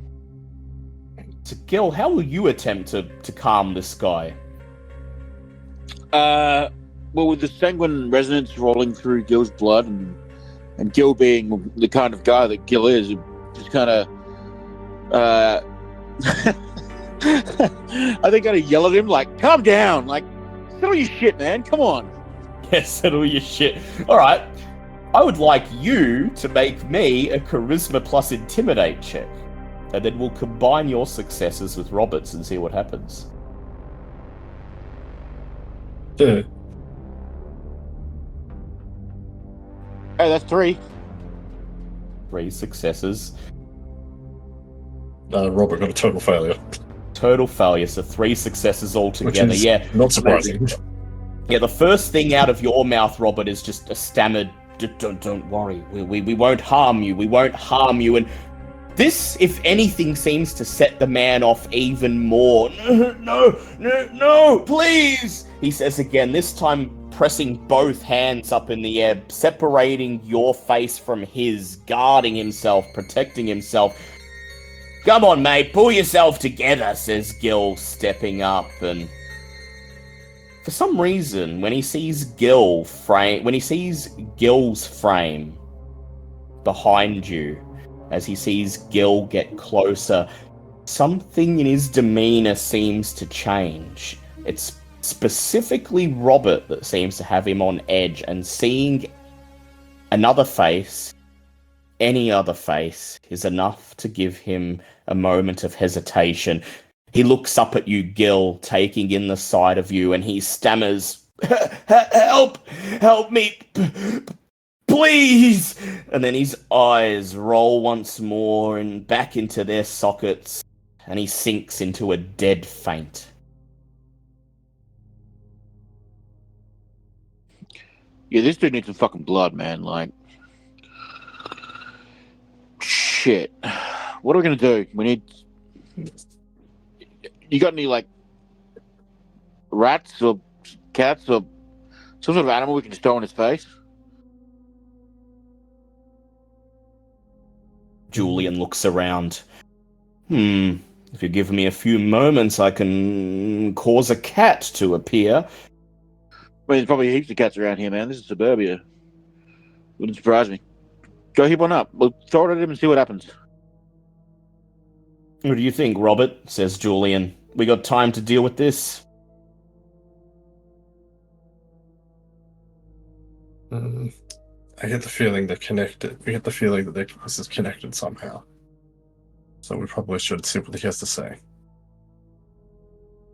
"It was definitely a vamp," says Julian, peering down at the fangs. "But we was looking for your sister. Wasn't expecting to run into anyone else. And, well, no offense, but, I don't recognize him. If he's an anarch, he's a shit kicker. Someone down at the very bottom, and something tells me he ain't Cam either." Come on, man. You're not the brightest fucking Masquerade in the world, are you? Look at him. He's shit scared of fucking Rob, but he's fine with me. He's seen some fucking Nosferatu shit, bro. Like, he knows where this bitch is. "Concur," says Julian. "So we'll have to find a way to help him then, at least." And before he can say anything more, there's a loud click coming from somewhere to the right. You whirl around in the direction of the sound and see the porch lights turn on one of the houses. Someone has heard the car screeching to a halt. Someone is coming to check. "Ah, fuck," says Julian. "Fuck! No time to hunt. We helping this guy or not?" Yeah. Look, let me deal with this fucking whoever it is. Just get a cat, throw it in his face, put him in the car, put him in the trunk for like, yeah. Well, actually, don't put him in the trunk. Put him in the back seat. "All right," says Julian. "All right, Robbo. Get him in the car. I'm going to get us some blood. Gil, you make sure whoever's in there didn't see or hear nothing, all right?" Yeah, I got it. Don't worry. Forget about it. Look back in Julian's direction as you finish your sentence, but he's already gone, already obfuscated, hunting. And Robert, you begin to hoist the man up, drag him off the street towards the car. As you drag him, he mutters more incoherent mumblings in the depths of his unconsciousness. Meanwhile, Gil, you turn towards the house where the porch light is on, bright, too bright, seemingly illuminating everything in the street, and then you hear the sound of a screen door opening as a bulky man in a bright blue dressing gown steps out, phone in one hand and a kitchen knife in the other. "Hey! You there! Fuck's going on? Middle of the fucking night!" Yeah, sorry, mate. Gil will pop ore. Sorry, repeat. Gil will use ore on this guy Yep. because he's not silly, and using his wonderful, charming ingenue that he's got going on. It'll be. Oh, don't worry about it, mate. It's just my dad's brother. He gets a bit weird sometimes. I think something not quite wrong in his head. He's getting a bit old. He's just roaming the streets. We found him. He's all right. We're just going to get him home and get him back into bed. You know, it's all good, mate. I'm really sorry. It'll be noisy. With your ore active and with your ingenue trait, I won't make you roll. Because this is what Gil's good at. You know, you see the guy, you see how big he is, and you think, I wouldn't want to meet that guy in a dark alleyway. But when he's in the right light, and when he's got that smile on his face, and when he's got that tone of voice, you can't help but trust him. The man looks back at you, puzzled. You sure? I heard a lot of screaming. I heard a car screeching. Yeah, does anyone need an ambulance? I can call 000. I was going to call the cops and... Nah, mate, it's all good. He gets a bit funny in the head. He hurts himself sometimes, but he's all good. We've got him. We'll get him all patched up. My mother half's a nurse. She'll look after him. It's all good. Leans forwards, craning his neck to try to peer over your shoulder and see what's going on, and he catches Robert just as he pulls the man into the back seat of the car. He watches for a few moments and then he shrugs. All right then. Well, look out for him. Make sure he gets somewhere safe, and if you need any help, we're a neighborhood watch, so just knock on the door and I'll do what I can, eh? Yeah, thanks, mate. It's good to see someone out here doing something like this. Like, good on you for protecting the community. I appreciate you. Thank you. And Gil will walk off towards his car. The man gives you one more look and he shuffles back into the house, and as the door shuts, the light turns off. Sweet. Gil will go back to his car and just make sure everyone's getting in. And mutter to the guys while he's climbing in the car. He's like, I'm going to go back there and eat that fucking guy someday. Jesus fuck. Julian chuckles knowingly. Well, where to now? Obviously, we can't sit here in the middle of the street. Want to call the others? Meet back at that park? Should meet back somewhere else, I don't know. Industrial. Alright. Julian reaches for his phone, and then Wisteria and Barry, a message rolls through. We need to meet up again. Different place this time. And about 20 minutes later, just shy of 12:30 in the morning, the cars all roll up again, this time in the empty parking lot of a factory that's closed down for the night, on the edge of the suburb, right between Lakeside and Atherton, the bubbling black creek visible down a hill at the end of the road.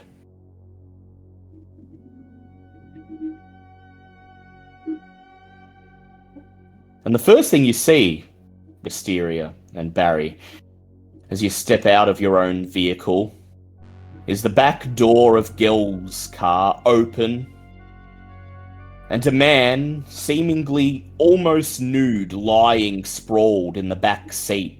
There is so much blood that Gil's upholstery is soaked through. What did you even do? We got a guy. We didn't do anything to him. We found him like that. I promise. Found him like that in a neighborhood like that? Yeah, I think he's a baby Nosferatu or some shit. He's a vampire. He was fucking came out of nowhere. So, he's got that thing that Rob does, the obfuscate shit. Oh, he's not changed yet and gained his ugly. No offense if he's a Nosferatu. It's definitely all right. Now I'm curious. Wisteria goes over and puts a glove on and pats him gently on the face. Seems to vaguely register your presence. His eyelids flicker and open, and bloodshot, pained eyes stare up at you, struggling to focus. Please! He gasps. Vite! Help!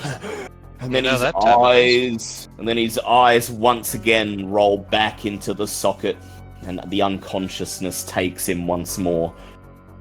Wisteria will reach into her kit, pull out a canteen. Well, he wants Vite. And she'll nick her arm. What? The fact he knows that term means that somebody's been teaching him. And she'll bleed into the canteen. Make a rouse check for me, please. Hey, pass. She's pretty full. She can spare a bit. Just enough to get this guy back on his feet. A couple drops in the canteen. And then you lean over. Robert holds the man's mouth open and you dip the tip of the canteen into it. A couple drops of blood roll down into his throat, and as soon as he tastes it, his eyes flicker open once more. The colour flashes back into his face. And Wisteria, how many dots in awareness do you have? That would be 3. As he stirs, as his tongue licks the blood from his lips, and as the colour returns to his face, you realise that you've seen this type of vampire before. You know exactly what he is. You've even created one. The colour flushing into his cheeks. It is unlike the pale, sickly pallor that most vampires have. If not for his fangs, seeing him in this light, you would think that he is a mortal man. This is a thin blood. Barry, I do believe we've found where some of the thin bloods are going.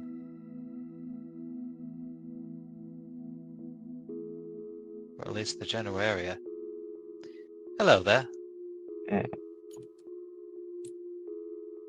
The man moans in pain, but he seems to be he seems to have been restored enough to pull himself up into a seating position, leaning against the back seat. He exhales sharply and then looks down, takes in the sight of his body, the cuts and bruises and marks, the bloodstains, wet, dry, feels the dampness of the upholstery around him, and then he looks first at Robert, then at Gil, then Barry and Wisteria, and he croaks, Who are you?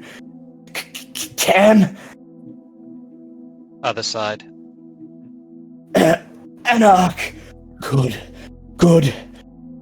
I need help. Well, you're in luck. We're in a good mood tonight. But we kind of need to know what's going on. What kind of help do you need, and is it immediate? He takes one look down at Or can it his wait bloody a body. few minutes for exposition? That means we need you to tell us a story. Looks back at you, still a bit out of it. And then he says, I think I can talk. Oh, God help me. Oh, the fucking pain, but that blood seems to have perked me up enough. Wouldn't say no to more, mind you.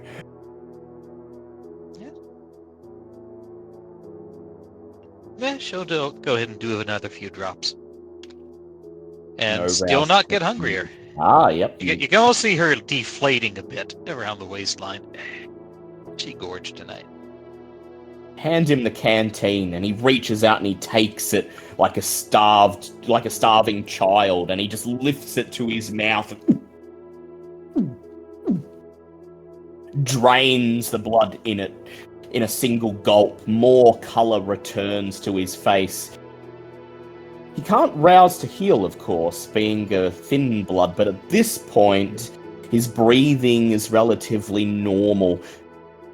The ecstasy of the blood, for now, seems to be dulling the pain.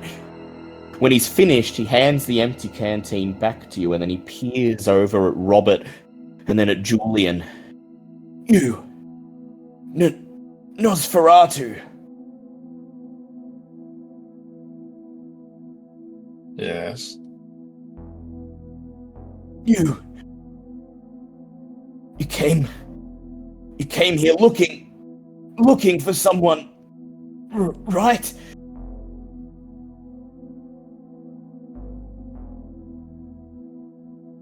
How did you know that? Says Julian.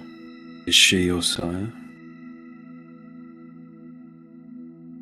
She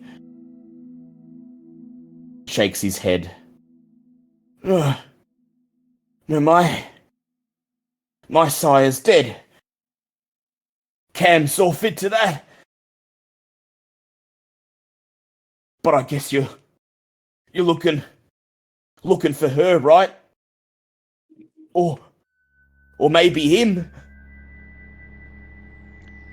Really? We're looking for her to have a talk, but would happily learn about him. Sorry, I didn't mean to step on you, Robert. What were you saying? I think that might have been Barry. I just heard a growl. I wasn't entirely sure. Grunts in Robert's direction. Your eyes. Same as hers. She doesn't look like one of you, but she can hide. Good at hiding. And the eyes.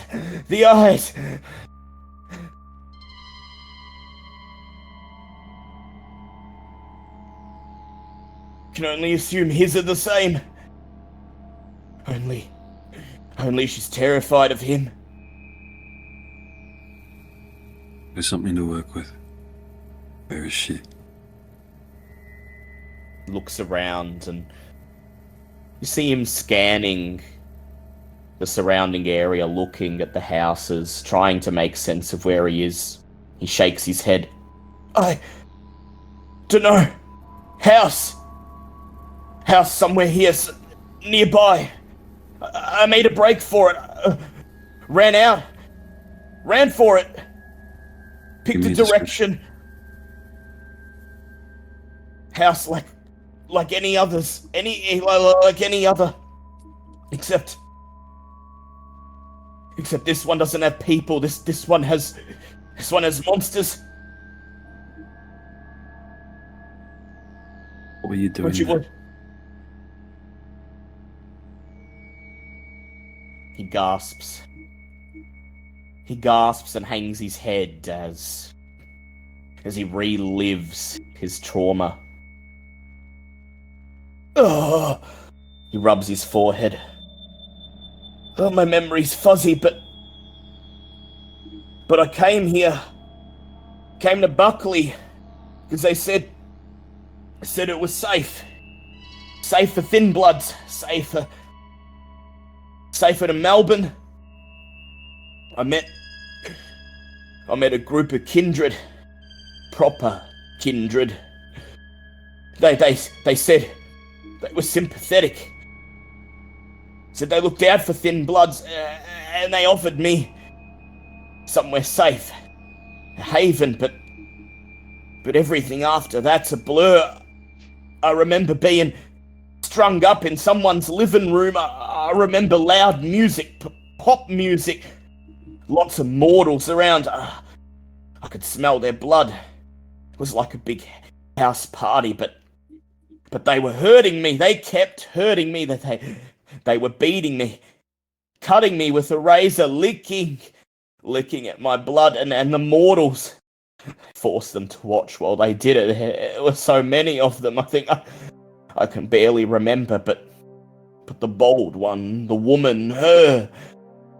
He looks back at Robert, meets Robert's eyes. She She was the worst of them.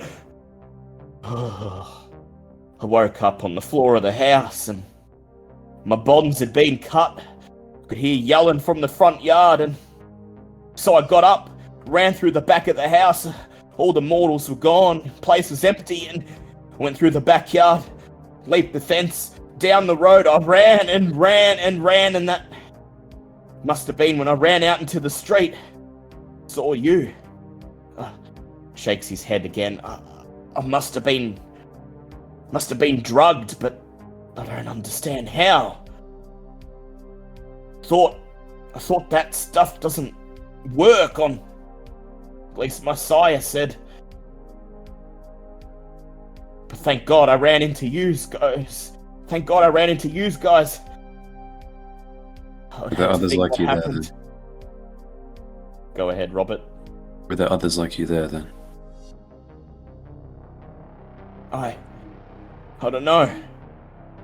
I don't know. I remember the mortals. I remember her, and there were other vampires. There had to be. They were licking at me, drinking my blood, but if they were thin bloods. If they were thin bloods, I'd hate to think that they would do this to one of their own, a fellow Duskborn. He might have been one of the few to survive.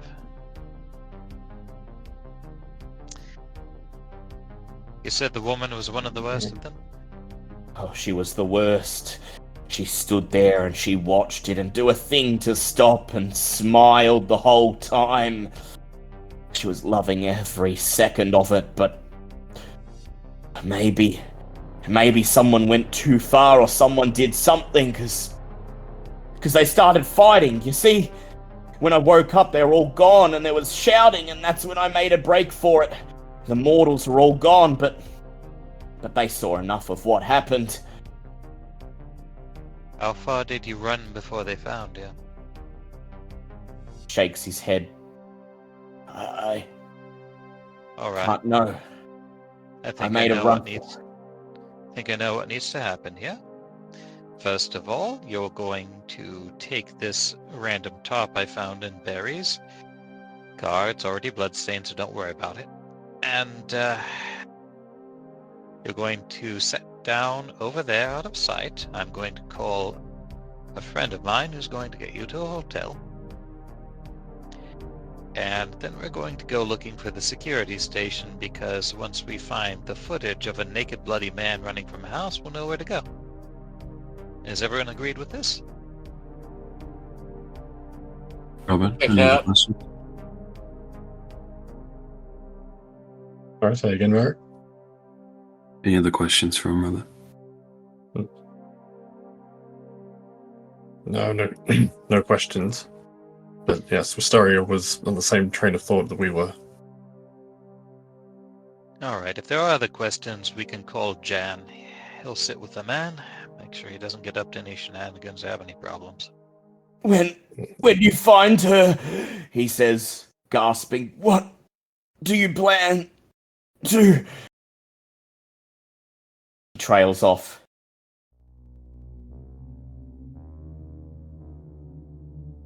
I mustn't have been the first. Can't have been. I don't think they were going to let me go.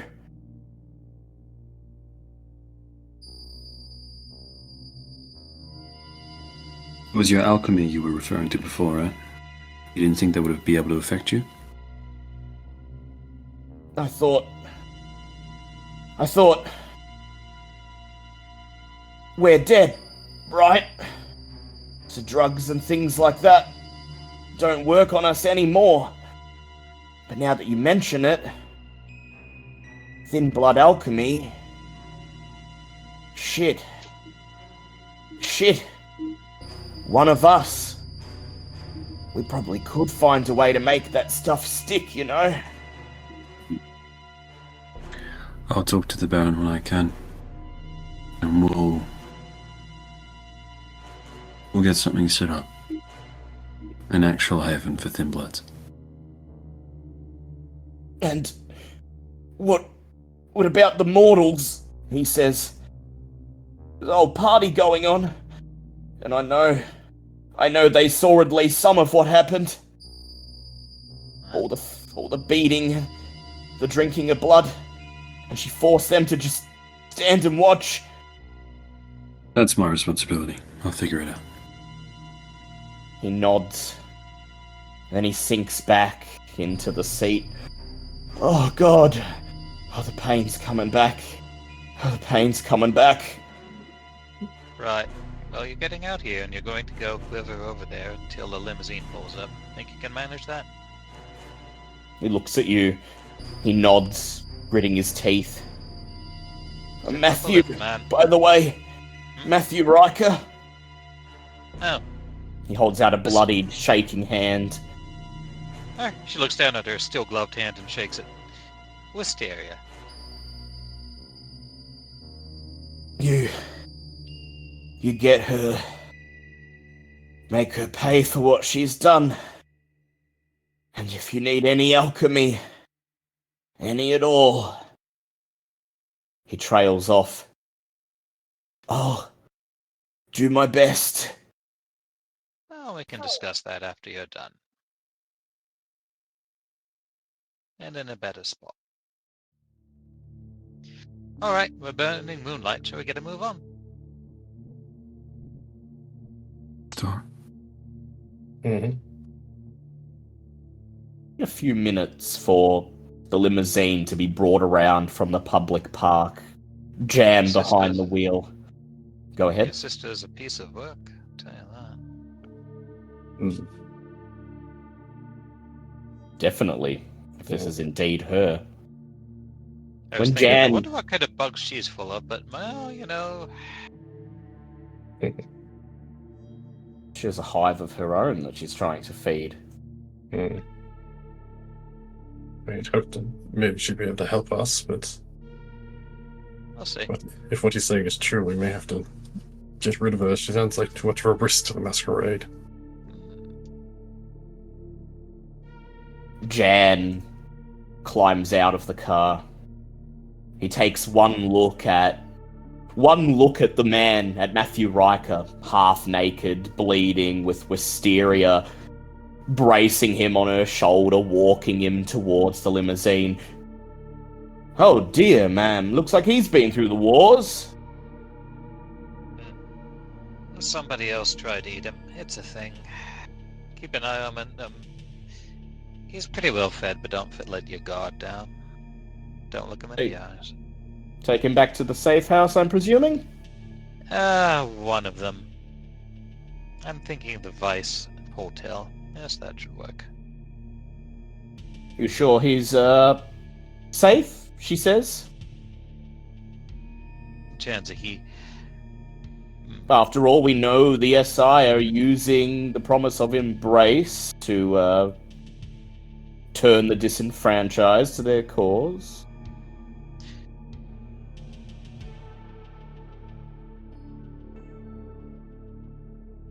No.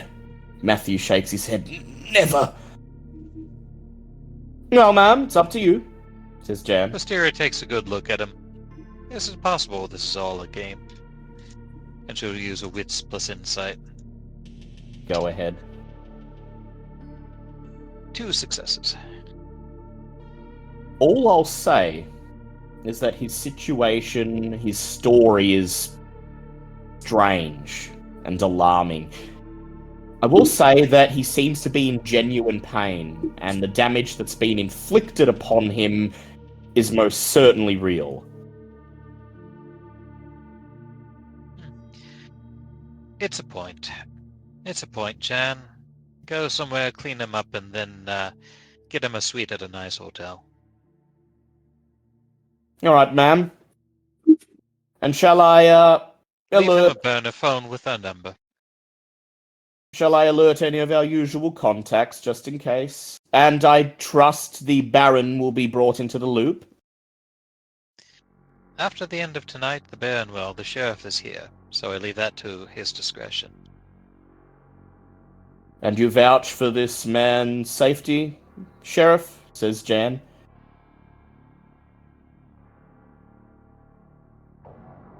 That is to say, you don't believe he poses a threat to either myself or, ma'am, he gestures a thumb in Wisteria's direction, or anyone else for that matter.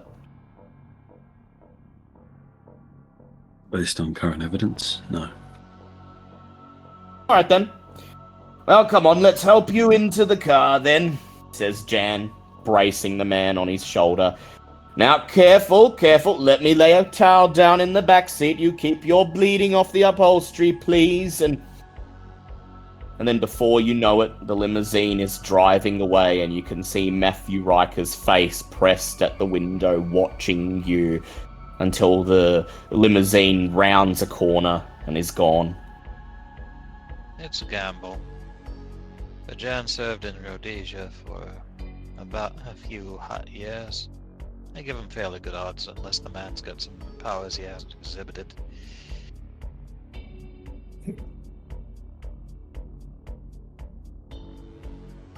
Well now, says Julian.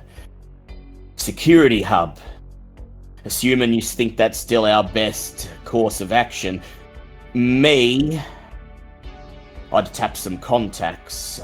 If you've got anyone who's got their ear to the ground, maybe any other thin bloods you know, see if maybe they can shake something out. But if you think this security hub's our best bet, well, I'm not going to try to talk you out of it. Well, we could split up and do both. Me and Robert tackling breaking into the security hub and reviewing the footage, and Barry and Gil hitting the streets for Beta. And, Sheriff, he says, turning to Barry, obviously we were hoping to find something tonight, but shit looks like it's hit the fan. If there were mortals at that party, if she's being so flagrant with her Masquerade abuse, well, I think we should bring the Baron into it. But also understand you're authorized to act on his behalf. So when we find her, assuming we can, what's the plan?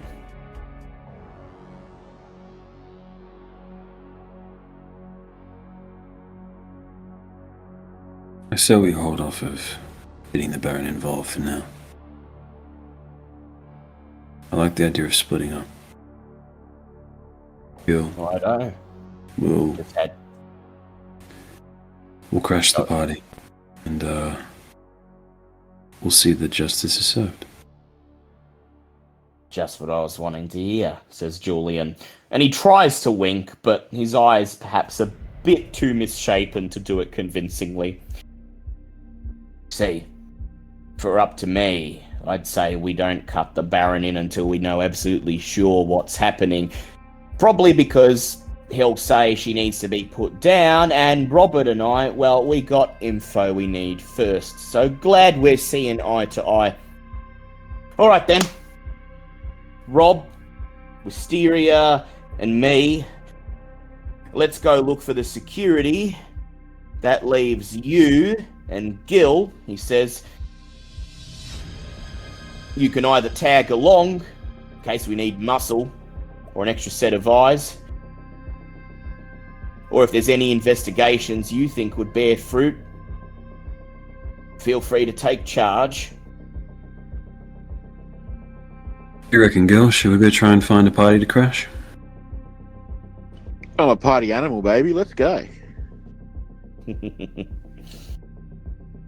Alright. But give us a call before you cut loose, eh? He says. I know you're eager to start having fists fly, but, you know, we gotta find out. We gotta get what we came for first, eh? I'll try my best, but I can't make any promises for Gil. Gil just kind of shrugs like, I don't know how it's going to go, you know? Like, I don't know. Alright then. I rest my case. Drive safe and be careful. This whole thing, it's got the stench of the cam all over it. I don't fucking like it. And then he gestures for Wisteria and Robert to follow along. Alright, you two. You know where we're headed. Let's get started. Want to take my car? All in one group? Yeah. Well, Alright. Well, I'll just jingle the keys in front of Wisteria. I'm happy to go on girls. It's all the same to me, really. I'll chuck them over to her. Look after it. And them. Always try. Though I do ask myself why sometimes. I will treat it with the importance that it deserves as your haven and safe place, says Julian, and then proceeds to roughly swipe a pile of detritus out of the way as he slides into the back seat.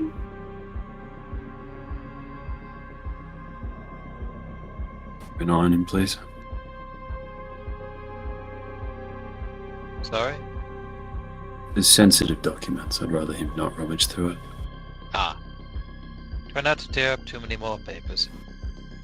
I can hear ya, says Julian, and don't worry, it's all safe with me. Unless there's something in there you think I'd want to know. And Wisteria will take the keys and slide into the front seat.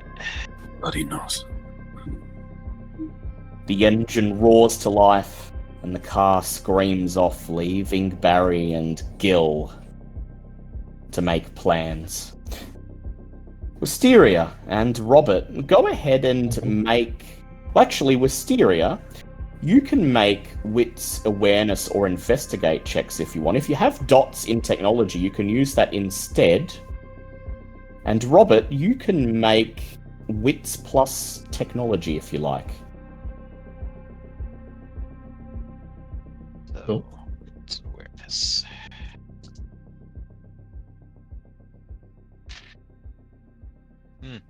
Well, that sucked. Only one success. To be fair, you're driving, trying to keep your eyes on the road, and you're not an expert in technology. Nope.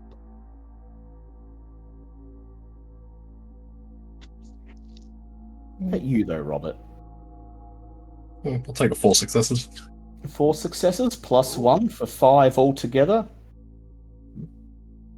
Wisteria, you're mainly responsible for the driving. You let Julian and Robert find out where to go, and occasionally you stop at the end of a street while Robert and Julian peer through the window, mutter to each other, point out a particular cable on the telephone pole above, and nod to each other, and after about 15 to 20 minutes of following their cryptic directions, the car pulls up round the corner onto a wide main shopping street. There's a laundromat, a Chinese restaurant, an accountancy firm, and there, at the very end of the street, an unmarked office building with a generic billboard advertising space for rent. And there's a giant bundle of cables that seem to converge at a single nexus point just above the street and then descend down into this building. That looks like the place, says Julian. Wouldn't you agree, Robbo? That looks like it. Unmarked, of course, so that nobody knows what's there, but just look at all them cables. That ain't your usual amount of electricity being drained here. Alright. He crosses his arms. You two lay it on me. How we doing this? And is it likely this place is manned?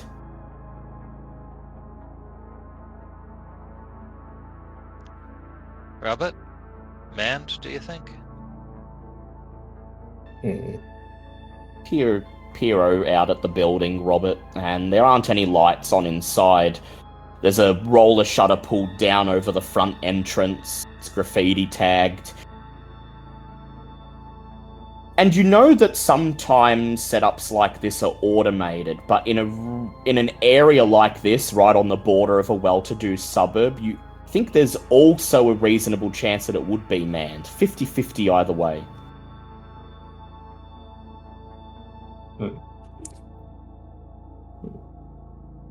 There's a chance. Can't be sure though. All right. Well, there's Well. definitely going to be cameras. Julian, do you know the trick with technology? Mate, when I was living, the latest anything to do with cameras there was that they were invented. All right.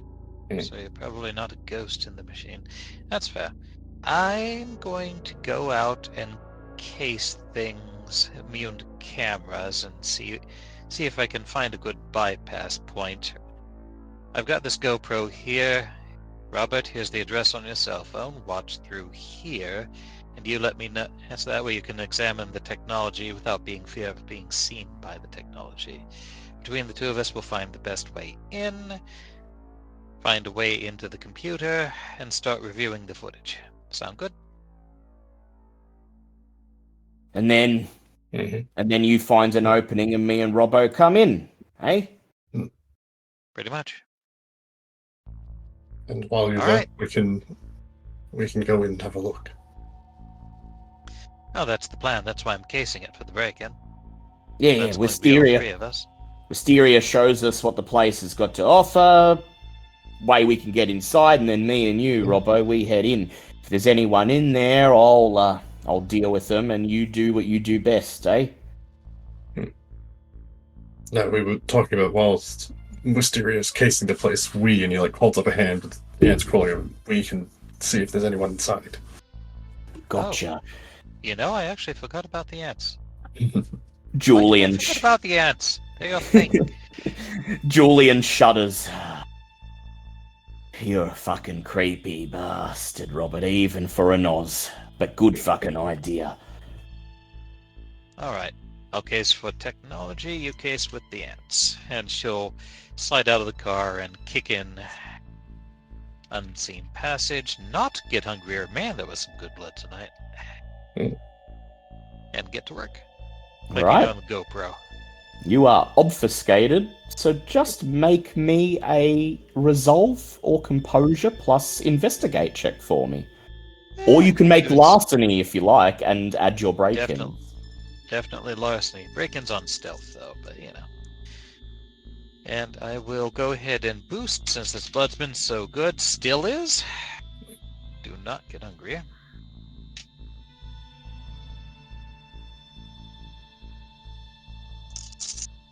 Big handful of Meanwhile- dice is wow. This is what Wisteria does. So this is 7 successes. 7 successes. This is definitely what she does. I'll get to her in a moment. Robert, your ants are, of course, you're familiar, so no blood required, but you do still need to roll your check for, I presume you're subsuming the spirit and hitching a ride with your ants. And not just doing a feral whispers. Although you can just do a feral whispers and see what they find. Entirely up to you. I was thinking that because that did slip my mind that I do have that. So yeah, I'm gonna subsume because that sounds more fun. Go ahead, roll, and tell me how many successes you get. Let's go. Let me just actually check what that is if you don't know what the roll is. I'll tell you, I'm just gonna. Oh yeah, there we go. You're making I'm it gonna- nice. I'm gonna boost manipulation first. That's all. Probably very wise. Okay. Hopefully no blood, since it is a free skill at the moment. Well, that was a fail. So, but yeah, still only at 2, so that's not too bad. Better one blood than 2 blood. What are we? Nip. Normal zone. 4. Okay.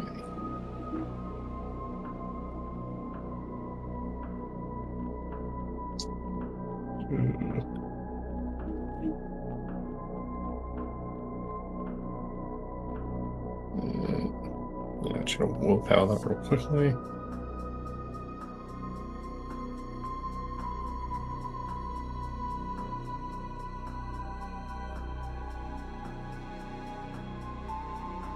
Okay, apparently someone wants this to happen.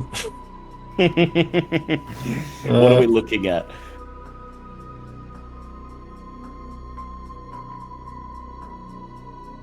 One.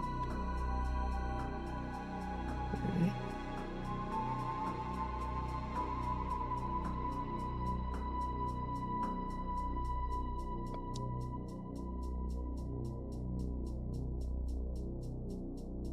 Sorry, just Oh, That's lordy. awkward. yeah. There The was somebody in there. This Yeah. is either going very well or very bad for someone.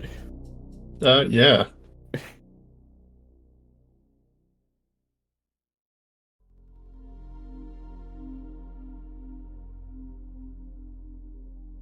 Oh, okay. What's that? That is a messy critical of 10. See, critical of 10. Yes. Hmm. And I did use a willpower to attempt to roll that out, and then rolled But you another still got critical. the messy crit. Well, we'll Yeah. just have to let it lie. Sometimes that All right. happens. Someone wants this to happen. That's life with the beast. You hand Just the a gum on Fox.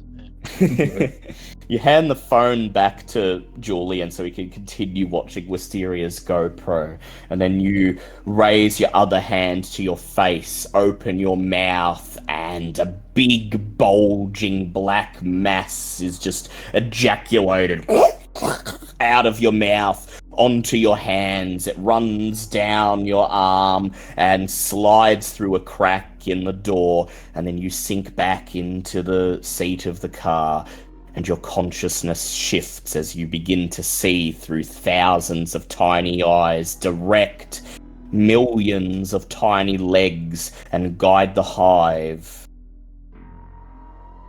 with nothing but your willpower. So, Wisteria, you do a couple rounds around the perimeter of the building, taking stock of all the windows and entrances, and there are, as expected, countermeasures. There's a camera watching the front and a camera watching a little employee entrance / fire escape at the back, but you see nothing other than that. There's a large window facing... So you're on a street corner, and there's the front facing the street at the front, but there's also the street that runs alongside, and there's a large shop window facing that street. There's no roller shutter on this one. Instead, somebody's pulled a plastic netting over on the other side of the glass just to prevent anyone from seeing through. All good, Cody. Have a good one. Aside from that, there don't appear to be any obvious means of entry. The back door, the front door, both of them watched. The shop window unmanned, but with no obvious means of getting it open. And Julian sees all of this. Meanwhile, a carpet of ants crosses the street and makes its way underneath the roller shutter into the building beyond. And Robert, as soon as the ants enter the building, you start to feel it. The longing. The hunger. As soon as they enter the building, they smell warmth, fresh blood, someone alive. And at this point, you're no longer guiding them, Robert. The hive seems to move with a mind of its own, drawing nearer and nearer to the source of the warmth, the source of the sickly, sweet, bloody smell. Fuck! You hear someone whisper, "Fucking hell!" And through the eyes of the hive, you see a man wearing the pale green overalls of a janitor in the bathroom, in a dirty bathroom, hunched over the sink. his thumb bleeding profusely, a bloodied box cutter lying on the ground at his feet. Fucking hell! And the ants want nothing more than to swarm. They know nothing of the masquerade, care nothing of this man's life. He is prey, and they are there. Will you let them attack, or will you exert every ounce of willpower you have to call them back? And this will jerk you out of your subsumed spirit, leaving them unable to do any more searching of the premises.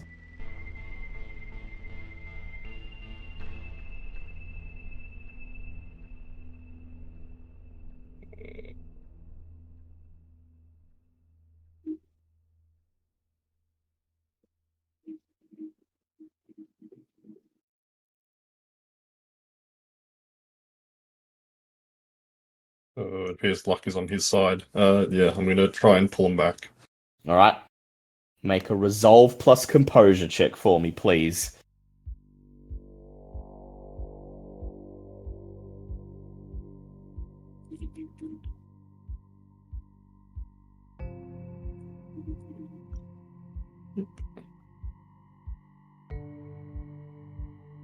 There's 4 successes. Fucking thing, says the janitor, rinsing the blood from his thumb. Could have fucking told me he'd get caught on the catch like that. Jesus Christ.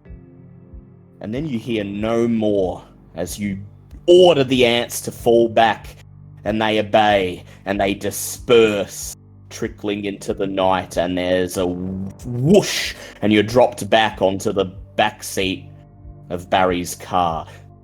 Julian peers over at you. Find anything? Definitely someone in there. A janitor. Janitor, eh? Anyone else? Not that we could find. So you pulled back pretty quickly. What? Try to attack your ants or something? Ah, never mind. Play it by ear when we're going in. As long as we know one bloke's in there. Hopefully you're right about the rest and the thing is unmanned. Wisteria! How things going on your front? How we getting in? Finishing up. Well, there's the brazen way, and then there's the complicated way. Is it manned? Got a janitor. Don't know if there are any security guards. Robbo didn't get to go any further because the ants were a bit antsy. Oh, that's perfect. Let me order a pizza. Gets back to the car. I saw something in here. Pulls out a local pizza place set. There we go. Bruno's down Pizza. here. Give me a second. Bruno's Pizza 574199912. We deliver to you, says the business card. She orders one picked up at the curbside, dresses down to more casual clothes, and goes and picks it up. And then I'm thinking I'm going to walk up, knock on the door, and ask if he ordered a pizza. Then get him, with presents when he answers. After that, let me in. You lot come in unseen. Nah, Now, Robbo. We will have to blind the camera, so I'll just stick a bit of tape up there before I knock. Sound good? You could probably erase the footage after the fact, right, Robbo? Once we get in with these. Alright. In that case, there's no reason... Well, I'll put the tape up there just in case there's a backup or something, so you're not on camera. Alright. Once the pizza arrives, the guy gets a really big tip. She's smart, She's a smart one, that set-eyed friend of yours, says Julian, smiling, amused at the plan. And you meet the pizza delivery man in front of one of the houses in the next street, pretending you live there. You're leaned up against the front fence and you greet him when he steps out. He hands you the box. Yeah, have a good one, he says, climbing back You into the too. van. And then the car screams away. And you're left with a piping hot pizza with a free garlic bread and 2-liter Coke. On goes the faded ancient Bruno's pizza hat, and then she walks up, juggles stuff, tapes over the lens, and knocks on the door. Rap, rap, rap, rap. Who's there? Comes a voice on the other side. The door does not open. Yeah, delivery? This place is closed for the night. I'm just cleaning up here. Shit! Who'd you say ordered this? It's for a Michael? It's paid in advance. You didn't order this? Nah, my name's Dean, mate. Well, the address is... No, I'm sure the address is... Shit, we got pranked again. There's usually This is no gonna one be a here. pain. Usually no one here at this time of night except me. I'm the cleaner, but It was those fucking kids. I knew it was those fucking... listen, do you want a free pizza? I need to go and sort this out. make me a charisma plus... Make me a subterfuge. A charisma plus subterfuge check. And I imagine you have your oar on. The door is shut, but he can still see you through the camera. Well, we're not that far apart. Okay, cool. Yeah, I'll kick on. I would have had it on just in case. Makes sense. I'll boost charisma just to make sure. Because she's not the most charismatic. Give me a second. Make sure I'm adding the math. Doing the math right. 6 dice goes up to 8 dice. All kicks on 3 more. Take a... Okay, and then hungry. 1, 2, 3, 4, 5, 6.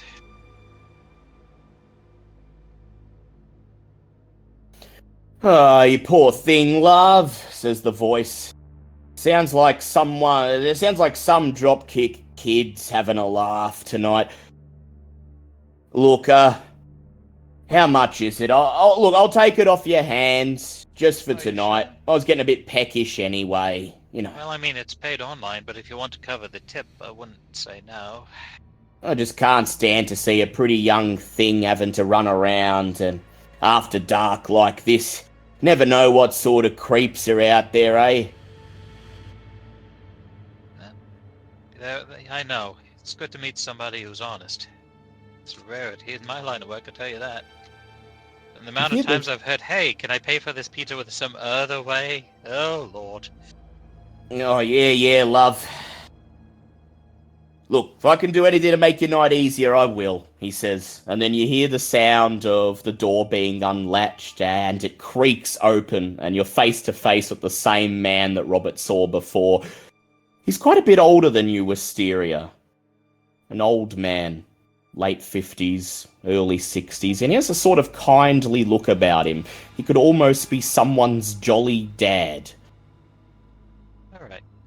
Oh, excellent. Here, it's... let me put this down. And she'll push her way into bed and put things down on the nearby table or stand and give Robert and Julian time to get in. Then she'll hit him with entrancement. He smiles apologetically as he hands you the pizza, and sure you won't have a slice yourself, love. I mean you had to deliver the whole thing, and Well, this was my last trip of the night. There's no one else at the shop. Yeah, sure, why not? She says, kicking in blush life and still not getting hungry. Good God, okay. But she will hit him with entrancement and still not get hungry again. To sit down, eat some pizza with him, and have a talk about life, the universe, and everything while the other two get to work. You reach, pop it open, grab a slice. You're not usually a fan of pineapple on pizza, even when you were mortal, but You barely taste it. Actually, you- she's cool with pineapple. Bite your back. She likes that. Just as well, though, as a vampire. You may as well be putting cardboard into your mouth. But you do have something of a sweet memory there in the back of your mind, and you look him in the eye and you say, yeah, a slice or two sounds nice. Come, sit down with me. Take a load off. And he smiles back at you. Ah, sure thing, love. And then reaches for a slice himself. Right, says Julian. Come on, Robbo, let's go. Julian steps out of the car as he obfuscates, fading into the darkness. How about you? Yeah, he's going to follow behind with his unseen passage. Go ahead, make a rouse check. Yeah, it was a success on this one, so it doesn't get Not hungry, hungrier. thankfully. And if anyone was looking, they'd see you disappear right after Julian. The two Nosferatu make their way past where Wisteria and the janitor sit, and through the open door, down the hallway, into the room at the back, where the pale white glow of the monitor bank illuminates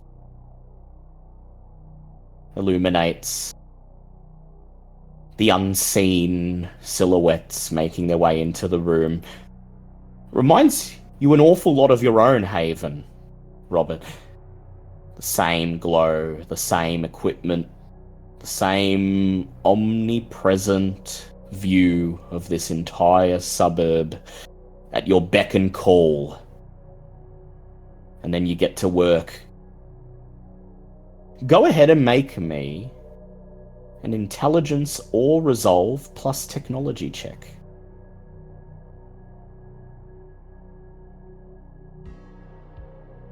And I'm guessing plus security, my security system. You sure specialty. can add a bonus.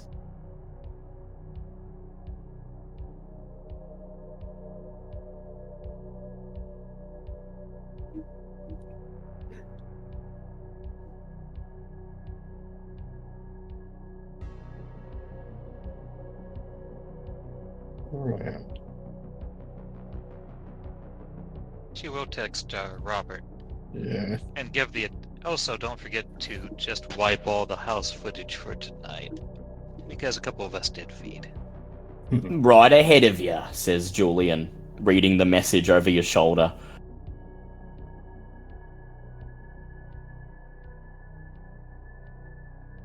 Okay, that's better. So after one willpower, it'll bring it to 4 successes. Right, 4 successes. I'll ask you a question then. Are you more interested in finding footage of Matthew the Thin Blood, or are you more interested in trying to find footage of any other vampires? Are you basically you can search for him and use him and hopefully track him back to her address, or you can just like do a general sweep of the suburb and see what shakes out. But with 4 successes, you only have time to do one or the other. So it's basically a choice between finding her now or getting a general sense of the area and what awaits.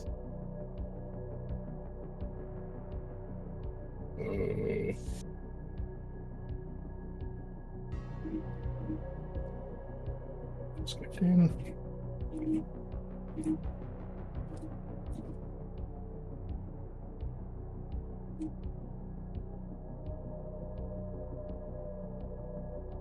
I think for the moment, yeah, he's going to go for the general, scan of the area for other kindred.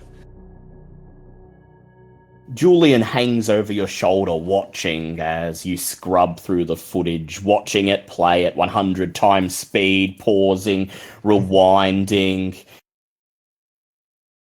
From here, you can see pretty much every inch of the suburb. Every house is connected to the network, nearly every house, and that means there are very, very few blind spots in the suburb.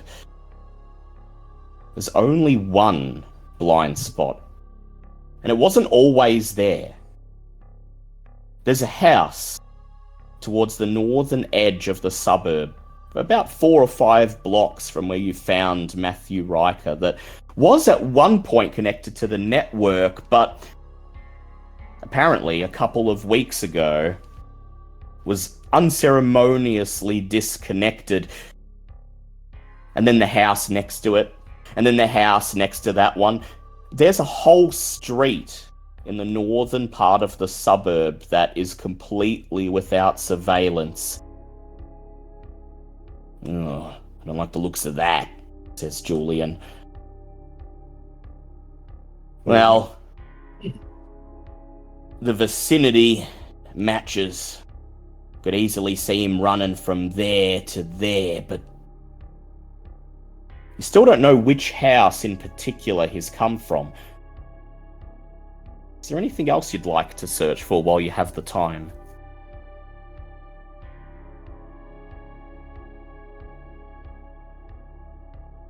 God,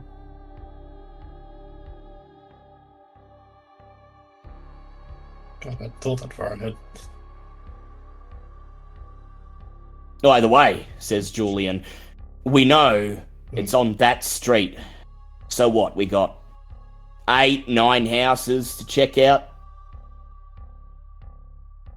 Be nice if we could narrow it down a bit more, but it shouldn't take too long to case each of them. Up to you, he says. I guess since noticing that, is there any, like, can you scrub sort of specifically the cameras of the houses, like, that would be on, like, either side of that sort of dead zone, and, like, maybe look for, like, any, like, common vehicles or something that seem to go through that area? You can. With 4 successes, I won't make you roll again, but it takes a few minutes. Start to cycle through the houses that form a perimeter around the dead zone. And at first, you curse yourself for wasting time, but then something catches your eye.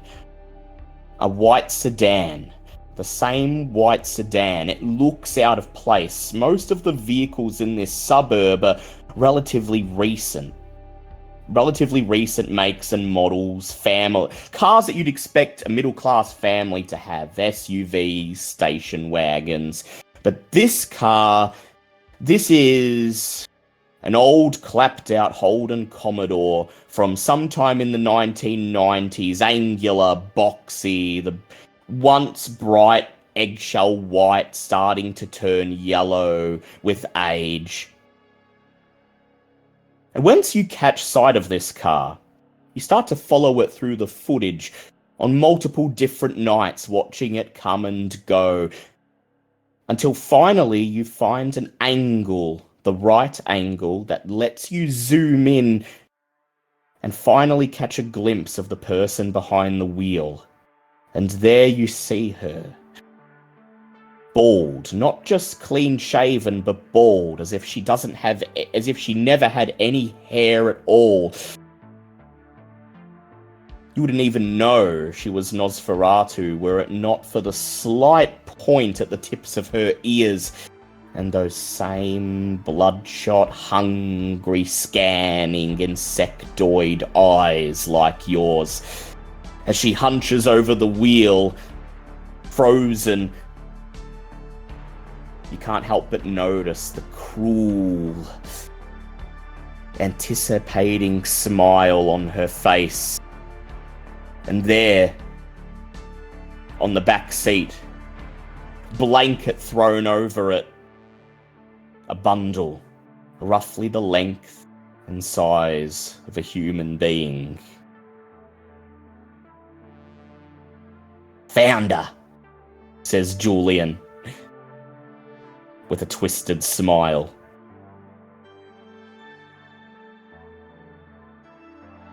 Press a button, and the footage resumes, and you watch as the car rounds a corner into the street, and manage to narrow it down a bit further.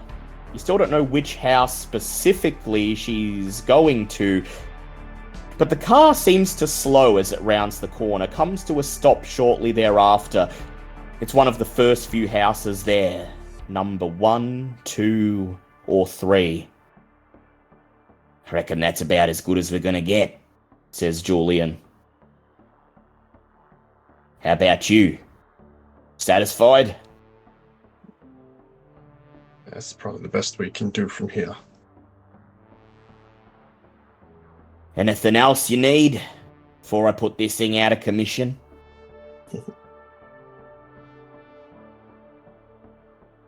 No,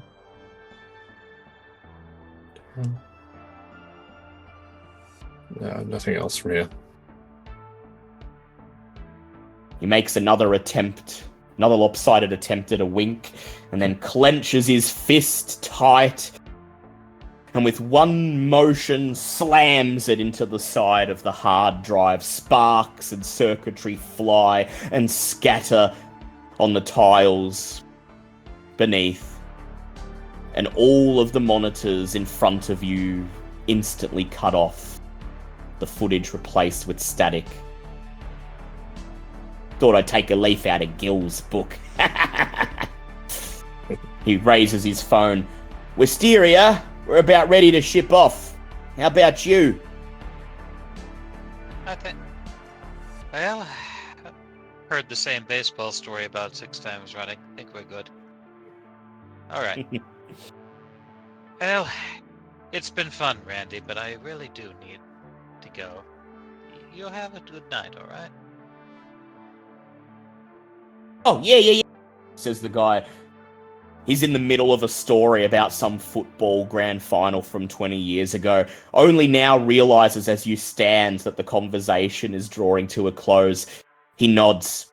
Yeah, have a good night, love. And, thanks for the free pizza. She looks at the tip he gave. Not a worries. We helped each other out, and that's what you need to do to get by in this world. She says, Too walking true. out the door and stripping the paint off the lens with a quick... There she goes. He doesn't The even tape off notice. Doesn't even notice, busying himself with the last 2 slices in the box.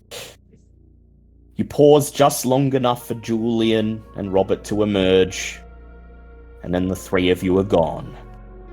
Off to call Barry and Gil, and to set into motion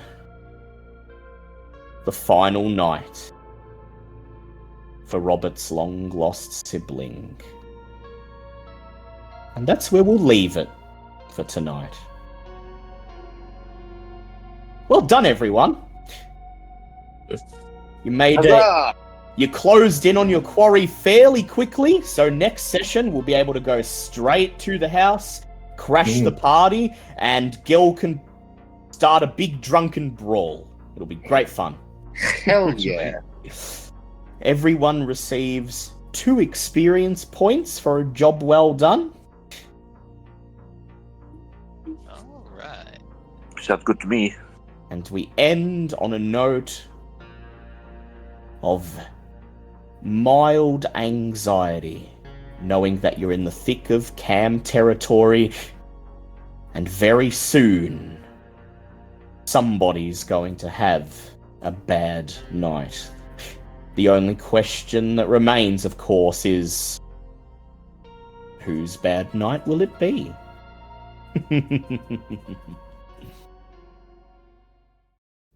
Creatures Such as We is a Vampire the Masquerade 5th edition actual play podcast presented by DM Fiat. Creatures Such as We is based on a sourcebook by Brian Holland, available at the Storyteller's Vault. Vampire the Masquerade rules are developed by Onyx Path Publishing and Paradox Interactive and published by Renegade Studios. Portions of the materials are the copyrights and trademarks of Paradox Interactive AB and are used with permission. All rights are reserved. For more information, please visit worldofdarkness.com. The music used in this podcast is composed by Kevin MacLeod, Whitebat Audio, and Ivan Duke, and is used with permission.